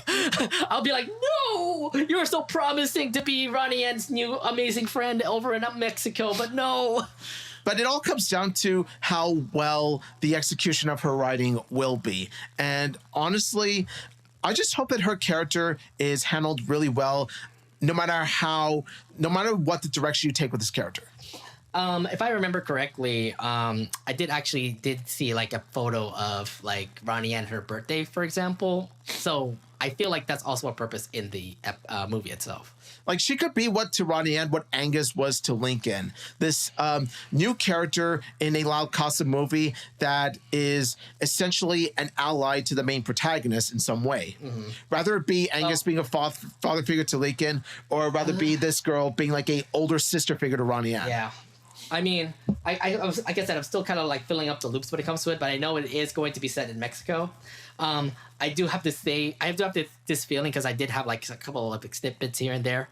There could be a birthday episode. There could be a birthday scenario thing also happening. So probably like in Great Lake City, like Ronnie Ann celebrates her birthday with her family and friends, you know, that kind of thing. And then they move to Mexico for the plot of the story. And we celebrate with her. Happy 12th birthday, Ronnie Ann! Yeah. What else I gotta say? Because like we already celebrated Lincoln's birthday. Obviously, Ronnie Ann has to have her birthday as well. Yeah, it kind of sucks how Ronnie Ann's about to have much more of a grand birthday adventure than Lincoln, because Lincoln's birthday episode was 12 minutes. Like Ronnie Ann's birthday adventure is going to be an hour or hour and a half. Yeah. Oh my God. That's why I guess I'm so excited for this movie. Oh my God, Miguel, I really am hoping that you end up having a really amazing film, bro. Yes, we're rooting for this movie to be successful. We're rooting for this movie to be good. More importantly, we're rooting for you, Miguel Puga. One more thing I also want to ask: any cameos of characters that you want to see? obviously you want to see some Louds in the movie, right? I will say that there are 3 possible cameos that will take place. The first might be Lenny Loud, because she might be the one that will design Ronnie Anne's poncho. Well, either that or Carlota. I think a poncho would be given to her in Mexico, right? I think so. That might be a possibility. Or just by the fact of how Carlota and Lenny might team up to give Ronnie Anne the poncho to wear during the trip. So it could be either give it to her before or during the trip. I have a high possibility that this poncho was given probably from that one girl. Or from the village that they are in or something, you know? Yeah, like I said before, we'll wait to see what the movie explains to us. But this is all speculating. This is all just theorizing based on these the are all theories image. that we're also bringing out too. Number two, Lori Loud, because oh wait, yeah, that's right, Bobby and Lori. What am I talking about? Bobby made an appearance in the Loud House movie. It's time for Lori Loud to pretty much return the favor and have an appearance in the Casagrandes movie. Do you think it's just gonna be a phone call or a literal physical appearance? It could be either or. It might possibly be the former. I kind of want to see this, where you have Bobby calling Lori, and then their cellular connection breaks, and then Bobby says, breaking up you, and then Lori just like in the Loud House and then Lori movie. was like, Bobby literally broke up with me. It's the same thing as the Loud House movie. and then Lincoln Loud pretty much stands right beside her, and then she's like, did Bobby just break up with you? And then Lori Loud was like, mm-hmm. And then Lincoln Loud was like, well, don't just stand there. You can't let some other girl be his babe. This definitely Loud House movie. Are you trying to reference Loud House movie to the Casagrandes movie now? Yes, I have. I don't think so. Let it be something more creative than that. Just not the same as the Loud House movie. Come on, man. It's just a joke, man. I know. I'm just saying. Like, definitely Lori would definitely make an appearance, just because Lori and Bobby are still a couple, obviously. So there's that. Or maybe this is just, like I said before, this is me dreaming, but actually have Lincoln and or Lori go with them to this trip and have them play a prominent role. Oh my God. I know it's too much to ask. That's way too much to ask. I don't think so. If anything, they'll probably appear in Great Lake City. It's too much to ask, and if you can't do it, that's fine, but at least give them a cameo. That's all I'm asking. You have way too much aspirations when it comes to. I'm trying to look at reality at the moment right now. I don't know, man. Maybe it's because as a huge Loud Casa fan, I have these dreams and aspirations. I know. Yeah. I mean, I'm trying to look at the possible logical ways that can actually happen. I definitely would see Lori and Bobby definitely be in the movie, but I feel like it's just more of a physical form, literally in Great Lake City, saying oh, they're celebrating Ronnie Anne's birthday. I'm gonna go visit. I'm gonna go visit Bobby because we're gonna celebrate we're gonna celebrate Ronnie Anne's birthday together. And then who do you think Lori's gonna bring? Well, duh, obviously. What do you think? She's gonna bring Bobby, obviously. No.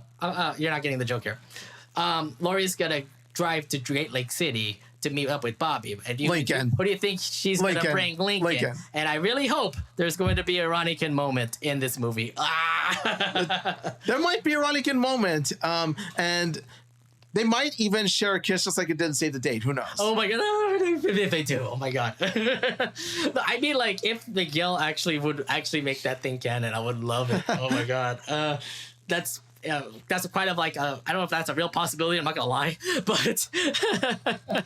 What we got so far is a still promo image. So what we're saying is based on what we think is going to happen, what we hope is going to happen. Yeah. Anything can happen because all we got is just this image, but there's so many possibilities that draw from this.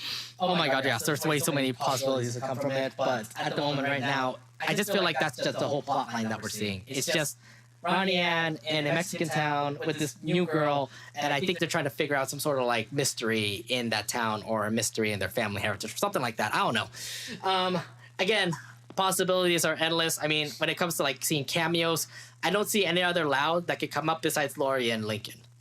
I don't either. I mean, the closest we have to that is Lenny, but then again, that's a 1% chance. That's a little bit just because they met up for a fashion thing, but I just definitely can see Lori and Bobby literally have a cameo appearance. So it's like the Loud House movie where you get to see Bobby and Ronnie Anne have their appearance in the movie, literally a 1 minute shot. Just a 1 minute shot. I would imagine maybe in the beginning of the movie they're going to have a 5-minute shot of like Lori and Bobby hanging out, like obviously dating, and then you get to see Lincoln and Ronnie Ann hanging out together. Fingers crossed that they actually have a romantic thing together. Everything crossed. Yeah, everything crossed. I just feel like this movie would actually like make the feat of like, you know, a Ronnie Kid moment, you know, because like we never had it during the Loud House movie, but then again there was more focus on the Louds, not the Casagrandes or anything. Yeah, so, while you had both Lincoln and Ronnie Ann in the Loud House movie, one obviously being main, the other one being a 1-minute cameo. That's it. The Casagrandes movie could give us the opportunity to give us what the Loud House movie couldn't, and that is, like you pointed out, a Ronnie Kid moment. I just hope so, yeah. But Lincoln and Ronnie Ann didn't even interact at all in the Loud House movie. One thing I also do want to predict. Everybody in the Casagrandes comes back. We'll get to see Vito. We'll get to see the Changs. We get to see Nikki, Samir, Casey, and Laird, you know? We can see Maybelle. Yeah, we see Maybelle again, yes. You know, all of those amazing, like, characters in the Casagrandes that we all love, like, they have to come back. They have to make an appearance. This is, like, your one shot because this is probably the last chance we'll get to see the Casagrandes at all. Yeah, and but besides the Loud House episodes, I'm just saying, like, when it comes to the secondary characters, this is probably your last chance to actually have an appearance. That's why I'm blessed to have this Casagrandes movie, because it gives us this satisfying conclusion that we could have gone with the Casagrandes series finale. The series finale felt like a total random WTF moment at the end. The Casagrandes movie could give us something special, something to have us say, yeah, that's how you end Casagrandes, the title of the Casagrandes, something on a high note. Yeah. So Casagrandes movie, oh my God. It's coming out in 2024. Obviously, we don't have a specific date yet, but we did get the whole news that the Casagrandes movie is coming out. It is real. Miguel Puga made it, and we are absolutely excited to see what this movie will go through. I mean, Lalos Alcaraz, and a lot of the other people that are also behind the scenes when it comes to this movie, they better do a really good job with it. I mean, no matter how this movie is going to go, we're going to be absolutely hyped about. So, no doubt, the Casagrandes movie, we can't wait for sure. Yes, yes. And we look forward to seeing more of these promos, these images, these trailers, and more info on this upcoming anticipated movie. I can't wait. Yeah. So yeah, it is coming out on Netflix in 2024. Make sure you look on like all social medias about this, because yeah, we can't wait. This is absolutely like the hypest thing we're gonna see in 2024. Are we gonna do another midnight thing and like out of nowhere Miguel Puga comes out of nowhere? Yeah, so fun little fact for it, fun little story. So we were pretty much getting ready while we were fan page of Loud House. We were getting ready to for this midnight streaming of the Loud House movie, and out of nowhere comes Miguel Puga, Darren McGowan, and like this other David King. They came into our stream randomly and just popped up and said hello. Are we going to do the same thing? Like, you know, I know we're not going to be live here on the studio, but I would imagine we could probably just go on like what we did before on StreamYard and literally just wait till the time comes that we can actually watch the Casagrandes movie. You know, it could happen again. It'll be crazy if Miguel just comes out of nowhere and says, hey, how are you guys doing? I'm like, what? Yeah, there could be a deja vu. It could be a deja vu sort of thing. Yeah, we have to do it with the fan page. Our YouTube is now the Anination Podcast. I just hope they know that we're the Anination Podcast now. I mean, they're bound to find out that way. They're bound to find out, hey, the Anination crew is the fan page of Loud House. Yeah, eventually, but we'll see how it goes. I mean, we're just way over speculating right now. Eventually, we will actually talk about this more over in a Loud Casa Talks episode, but I'm kind of hoping Miguel Puga actually finds this particular episode in particular we talk about. I'm pretty sure he would. I'm pretty sure he knows. If he does, oh my God. Anyways, yes, the Casagrandes movie is coming out in 2024 on Netflix. Make sure you keep your eyes peeled for that. The final news that happened on December 11th on 2023. The Golden Globes actually announced their nominees for, certain categories in the Golden Globes.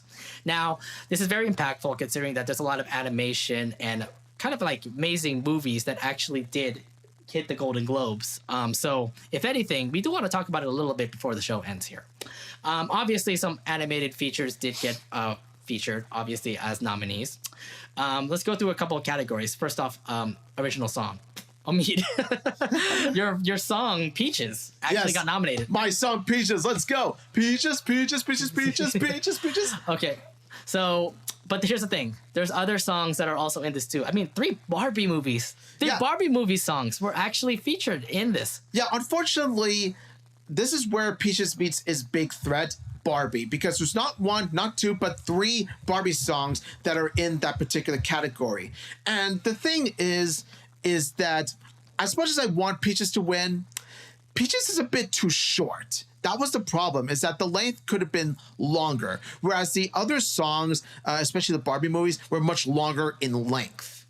And I feel like as much as I want Peaches to win, I'm going to be honest, I feel like I'm Just Ken is going to take I don't know about I'm Just Ken, but that would be amazing if Ryan Gosling actually wins that. That'd be pretty epic. But there's also what I made. There's also what was I made for? You know, that one song literally when Barbie was like holding hands with the creator. Yeah, that song was actually pretty impactful. Like that was a really good song as well. But then there's also Dance Tonight as well by Dua Lipa, which is also really good as well. I think what it comes down to is what is the song that you play the most? What's the most memorable of the three? What is the song that you often hear in karaoke? I'm Just Ken. Do you think like a troll song like Peaches or a troll song like I'm Just Ken can actually win a Golden Globe? Because like when you look at like all the other candidates, like what was I made for was really more impactful. Like there's meaning towards the song. Maybe that's what the Golden Globe like judges are looking at. That could be that could be it. And yeah, for that particular reason, it may have the highest chance of winning of the bunch, but the other two songs do have a fair chance of winning as well. Yeah. I'm just saying like because Barbie has a solid soundtrack. Yeah, it really have an amazing soundtrack. Plus, like, I don't know what's going on with Greta Gerwig's like coffee or something, but like she made an amazing film with Barbie. Yeah. Barbie. Let's be honest here. Barbie is an instant hit. It is a cult classic. Yeah. That's why you often see people dressed up as pink. You often see Barbie cosplayers, Barbie fan art. Yeah. Let me tell you, Barbie was widely popular amongst the artists. Here's the thing, it was always popular like it was always popular as a it was always popular as a toy brand.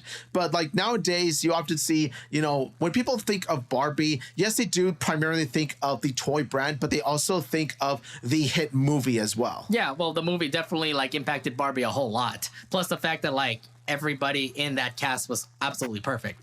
Yes. Ryan Gosling as Ken, you had Margot Robbie as Barbie, and like so many of the other characters that you never expect to see, like Simu Liu, John Cena, of all people. You know what was the best character in the movie? Alan. I stand Alan. Let's go.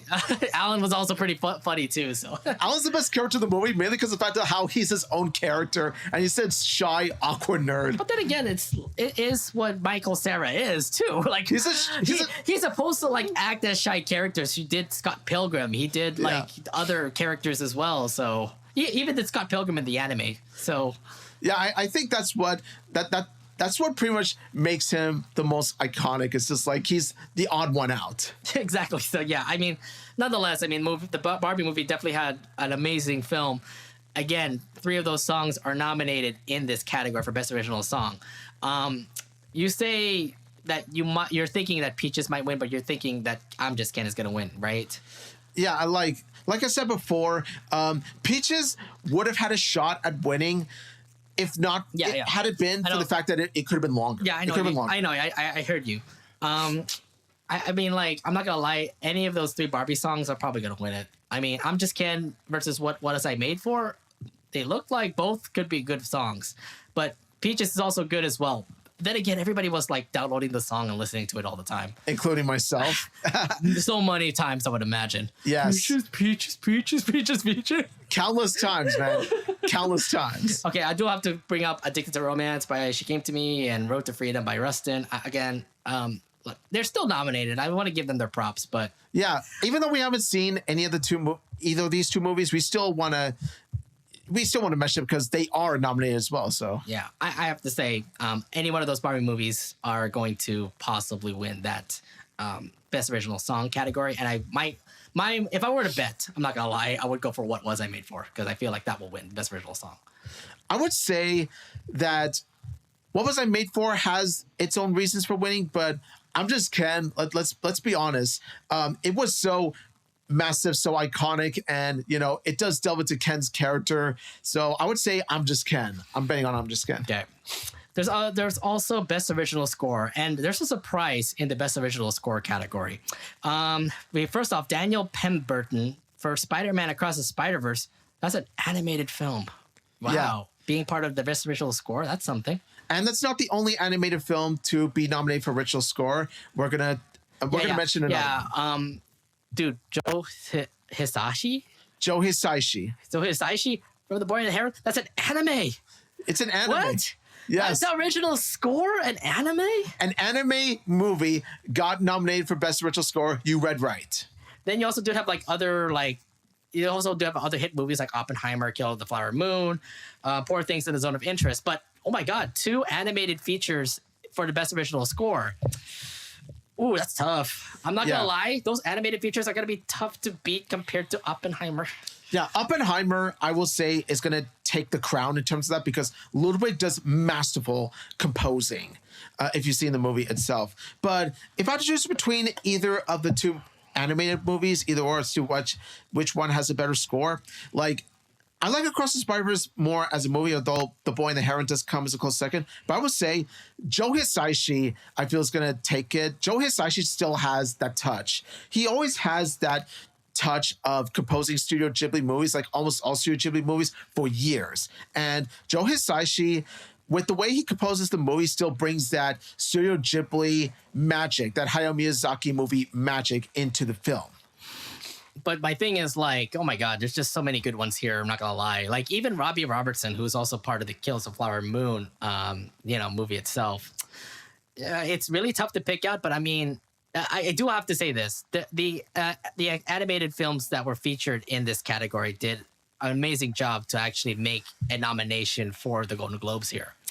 I mean, for Spider-Man Across the Spider-Verse, that was absolutely an amazing film. Yes. With the sound effects and everything that pull in with the original score, it was like, oh my God, it's like I'm entranced.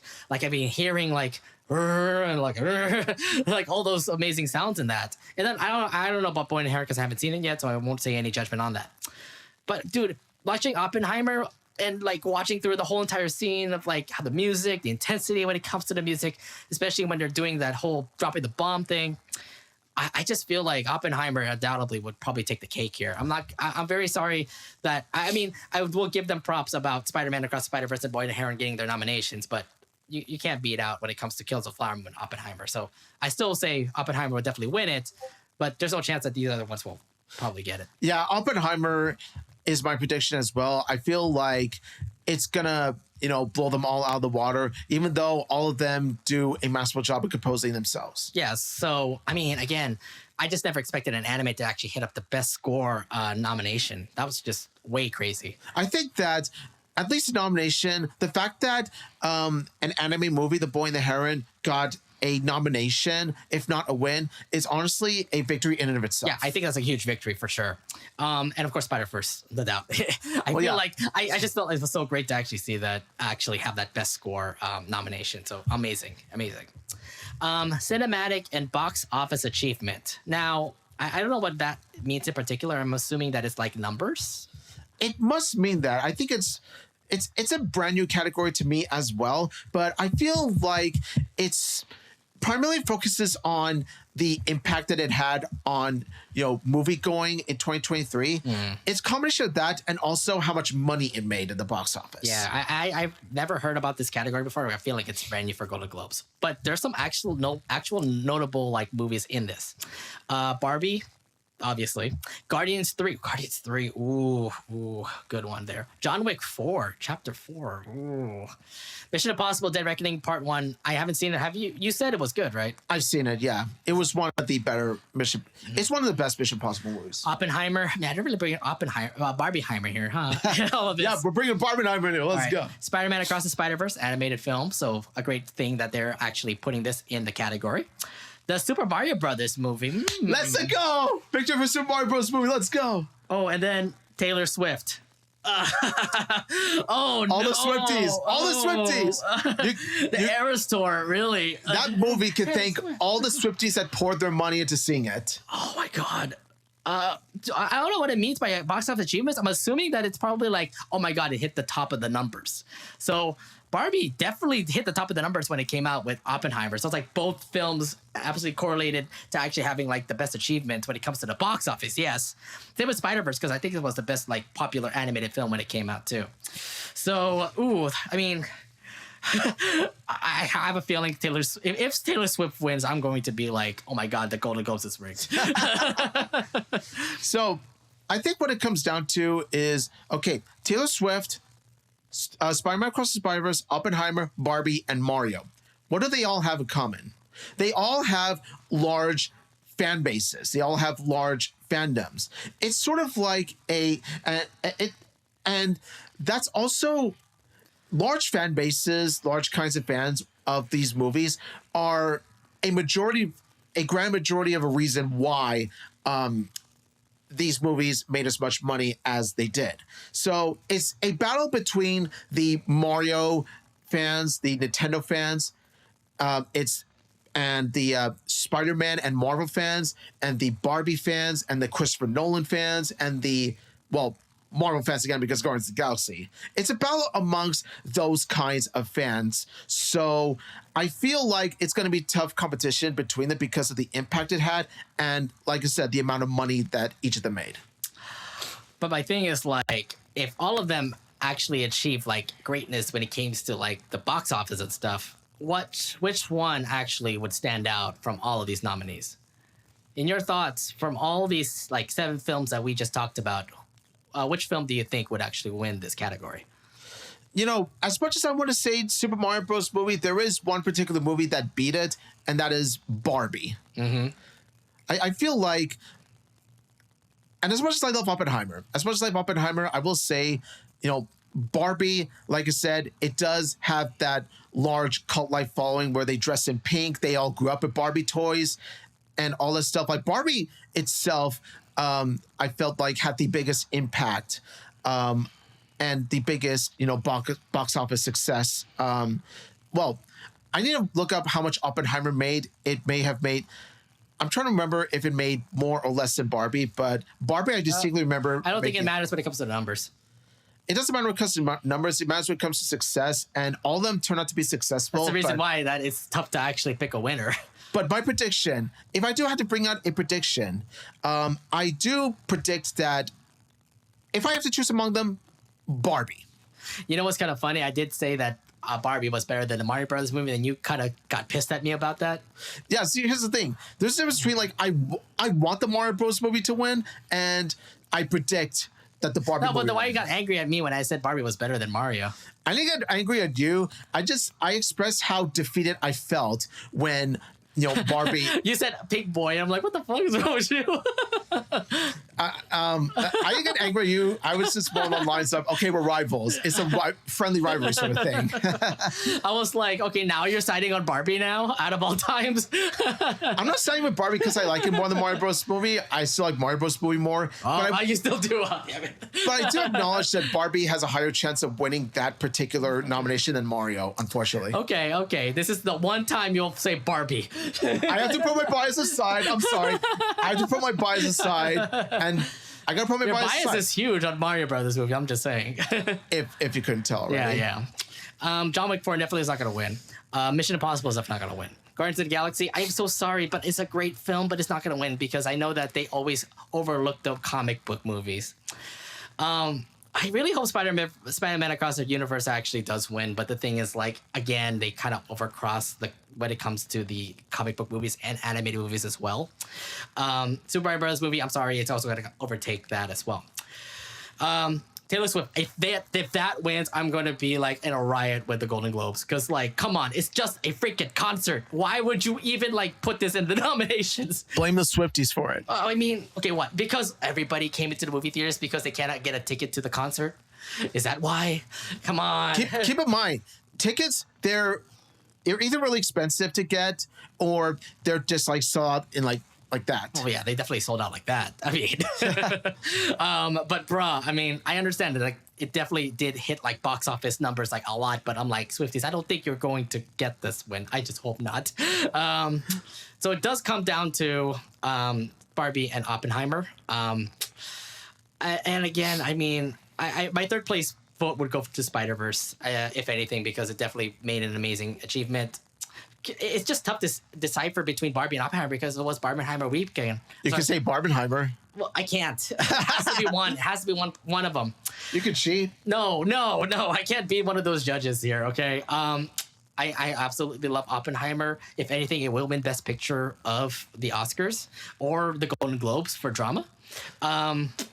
But I got to do the same thing with Amin. I got to go with Barbie here because I feel like it definitely reaches that achievement because it was just a comedy film that turned out to be like everybody coming into the box office, considering that Barbie was like everybody's favorite like toy, especially for all the ladies out there and you know those who love Barbie. I must say like yeah, also the film was just absolutely amazing. It was way beyond my expectations and I just loved it. Thank you, Greta Gerwig, for making this film.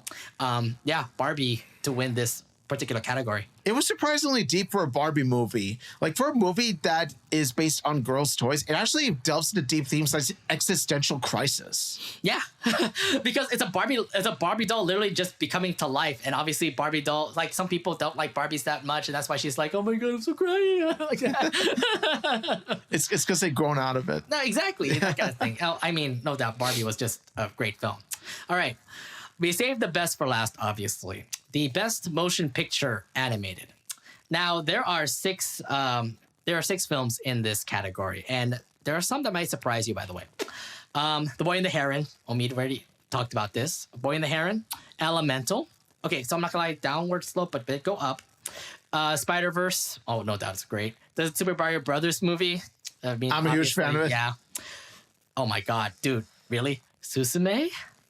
The Makoto Shinkai film? Yo. I know what Nate's picking. Oh my god. And Wish from Disney, which we've already reviewed. Okay, I'm not gonna lie, this is actually really tough to say. I mean, Suzume undoubtedly is a freaking amazing film. Like when you watch it, and it's also Makoto Shinkai. Plus, like one thing that I also want to bring up is that Makoto Shinkai's like, what was it? Your Name never got nominated for like a big animated, like a big Academy Award or a Golden Globe. So is this like the Golden Globes or the Academy Awards like way of saying like, hey, we totally forgot about your work. It's time for you to actually get nominated. I'm like, oh my god. Yes, Suzume is in it, and I'm like, this film was great, but is it as great compared to like Spider-Verse, Mario Bros. Movie, Wish, Elemental, Boy and Heron? I'm just the thing. I want to go to you first then, Omid. Which out of these six films do you predict to win? Spider-Verse. Okay. Like just straight up across the Spider-Verse. Yeah, it's going to be all. Nothing about the rest of the other nominees though? All the other nominees are strong for the most part. They're really strong movies in and of itself. Of course, The Boy and the Heron comes as a very, very close second. Based on the fact of, you know, I've already touched upon this before. It deals with subjects of themes and all that, themes of grief and all that stuff, while making it a magical, fantastical experience. So that also has a high chance of winning, if not Spider-Verse. I also feel like Elemental has a shot at it. That is if Disney is like paying their paying the Golden Globes to make them win. I feel like Elemental has a better chance of winning than Wish does. Let's be honest. Oh yeah, of course, definitely. I say so too. Super Mario Bros. Movie, if it doesn't win, we can at least celebrate that it's a nominee. Let's at least celebrate that. You're hoping that it's gonna win, huh? You're one of those that are saying like, yes, it's gonna win. Yeah, Mario Brothers movie. Yeah, it'll be a huge victory for me, and it'll be an underdog story. Oh yeah. Like I love Spider-Verse the most out of all of them, but I also have the Mario Bros. Movie near and dear to my heart. So yes, it'll be a huge victory for me and some of my other friends who are into Mario just like I am. So yeah, and also honestly, I'm just gonna say this: Nimona got robbed. Nimona got robbed badly. They got really snubbed. I don't know about Nimona. I haven't seen the film again. Like I said, what makes it like that great? Nimona deals with themes about prejudice, and they deal with themes about how, what makes a monster. Is it the monster itself, or is it the prejudice against said monster? And What all that will stuff. make it like better than these 6 films?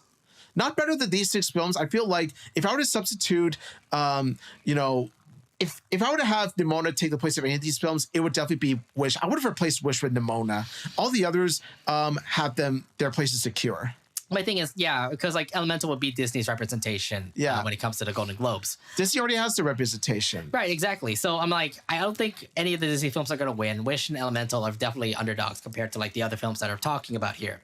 Actually, Super Mario Brothers movies are probably an underdog too. So like those 3 are definitely out. But then you talk about Boy and the Heron. Again, I have to see it for myself to actually say that it could actually win. So I'm not going to say anything about that. So it's up to Spider-Verse and Suzume. Because, like, oh my God, like, look, Makoto Shinkai definitely got robbed when it came to Your Name. Like, it never got nominated for a Academy Award, never got nominated for a Golden Globe. And I'm like, you have totally missed out on maybe Makoto Shinkai's best work. Because, like, when you look at the other films that Makoto Shinkai had made, Weathering with You, what was it? And then Suzume, like, those, like, Weathering with You is not that great, but Suzume is actually as decent as Your Name. Like, Your Name is no doubt the top film, like, that I love for Makoto Shinkai. But Suzume is like in that like second place, like literally close to second, close to first, like in that category when it comes to Suzume. I love the story. It was so impactful. I mean, I love Suzume's story, trying to do all these like things to rescue the world from like, what was it? Nonetheless, like the story of it was pretty interesting. It made me cry over a chair. Yeah. It made me cry over a chair. That's how good Suzume was. And then there's Spider-Verse, which I think will win. I'm not gonna lie, like I love Suzume. It was such a great film. I watched it twice, man. Like, and I also watched Spider-Verse twice. So it kind of tells you like if it's that good, I'll watch it again. Like I want to watch Spider-Verse again, especially when it's on Netflix now. When Suzume is out on Max, whenever it comes out on Max, I'll watch it there too. But I mean, oh my God, just both of I'm really amazed the fact that like the Golden Globes is finally recognizing Makoto Shinkai's work. That they finally put Suzume out of all of his films in a category that is well deserved as best motion picture animated. So I'm so happy for Makoto Shinkai to actually get the nomination. I have a long shot that is. Because it's definitely going to be my underdog. Like, I really hope Suzume wins. If it wins, I'm going to be like, yes, thank you. Oh my God, they recognize anime. It's been a while since Spirited Away. I know it's a coincidence, and that's the fact that we both have Spider-Verse as a primary pick to win, but our second runner-up picks are anime movies. Yeah, you want Boy and the Heron, but I want Suzume. So, yeah. But then again, I haven't watched Boy and the Heron yet. I'll have to watch that eventually. But watch it and it may change your mind. I know, but come on. I mean, I have to give my props out to... this might be towards favoritism also, but like I love Makoto Shinkai, okay? He's one of my favorite directors. One of my favorite anime directors, okay? He's the legendary anime director. Exactly. He's like Hayao Miyazaki, but like in the newer generation. Okay? Yeah, he's pretty much a... I would say he's a younger Miyazaki. Let's put it like this. He's a younger Hayao Miyazaki. I would say like in that level, just because the animation is just absolutely fluid. Like everything looks so good in his films compared to like other films that you see like from Miyazaki and like, other directors, Mamoru Hosoda. Hosoda, yes, even him too. But he never got. Oh no, his movie Mirai didn't get nominated also. So yeah, I mean, finally the Golden Globes is recognizing anime. So if anything, I'm just happy that they're putting Suzume in this category. If anything, anime in this category. Yeah, I'm blessed by that, and also the fact of anime movies are being nominated for multiple categories, not just best motion animated movie. So how do you like the fact that like I feel like the Golden Globes and most likely the Oscars are going to change like their ways of actually seeing how films are going to be. Like some animated films are actually reaching categories that like big time like Hollywood films are. So for example, like best score or best song. Best song, I mean, that's also like featured with animated features as well. But like for example, best score, when you saw Spider-Verse and Boy and the Heron get nominated, I mean, those are achievable levels for Hollywood movies, not animated movies. So what are your impressions hearing about the fact that like animated movies are actually reaching that kind of level? I think that it's definitely a great feat. I think that it is a mark of achievement that really does show how award ceremonies are starting to see animation as more than just a genre. Like animation is a medium of telling stories. It's not just more for like for kids, you know. Yeah. I've been hating that kind of criticism also, like when it comes to Hollywood and seeing people say like, oh, cartoons are just for kids, you know, that kind of thing. No, it's definitely more than that, and we have always been saying this before. Like, this is definitely much more achievable than just a kids show. To quote the great Guillermo del Toro, animation is cinema. Yeah, I mean, Pinocchio won last year. Yes, so if anything, Pinocchio was my pick to win. Let's go. Yeah, exactly. So I mean, if anything, yes, animation is no doubt amazing. It's just tough to actually go to Hollywood's head to say like, hey, you know, you have some amazing films that can actually reach this kind of feat of like, you know, best score, best song, best picture, if it actually can reach best picture. That's a big if. That's a big if. Yeah, I'm just saying we're in that level of having animation actually go up in the ranks when it comes to like nominees and up. Yeah, I will say like this is a good first step. Like, you know, this is a step in the right direction, which is nominating Spider-Verse and The Boy and the Heron for best original score, because the original score is a score that is from, you know, Hollywood movies that came out in 2023, whether it be live action or animated. They tend to have it all be like from live action movies. It's just nice to see some categories put in animated movies into the mix. Indeed. And that's the reason why, like I said, there's a change happening. And if this change can happen more and often, then I could probably see more animated features actually be more nominated in the Golden Globes for other categories. And I'm just hoping like when the Oscars come out next year, when the nominees come out, obviously we're going to do a show about that too. We just hope some animated features also did get like nominated as well. But again, this is just the start of it all. Like award season is coming up real soon, and the Golden Globes starts it all off. And if anything, if the Golden Globes is a sign of things to come, then who knows if the Oscars could probably do the same thing in their categories. We can only hope that the Oscars follow the footsteps of the Golden Globes and do the same thing that they did. Yeah, exactly. So only time will tell. But again, we're excited to see how the Golden Globes go. Yes. When the show comes out in, I think, February, I believe.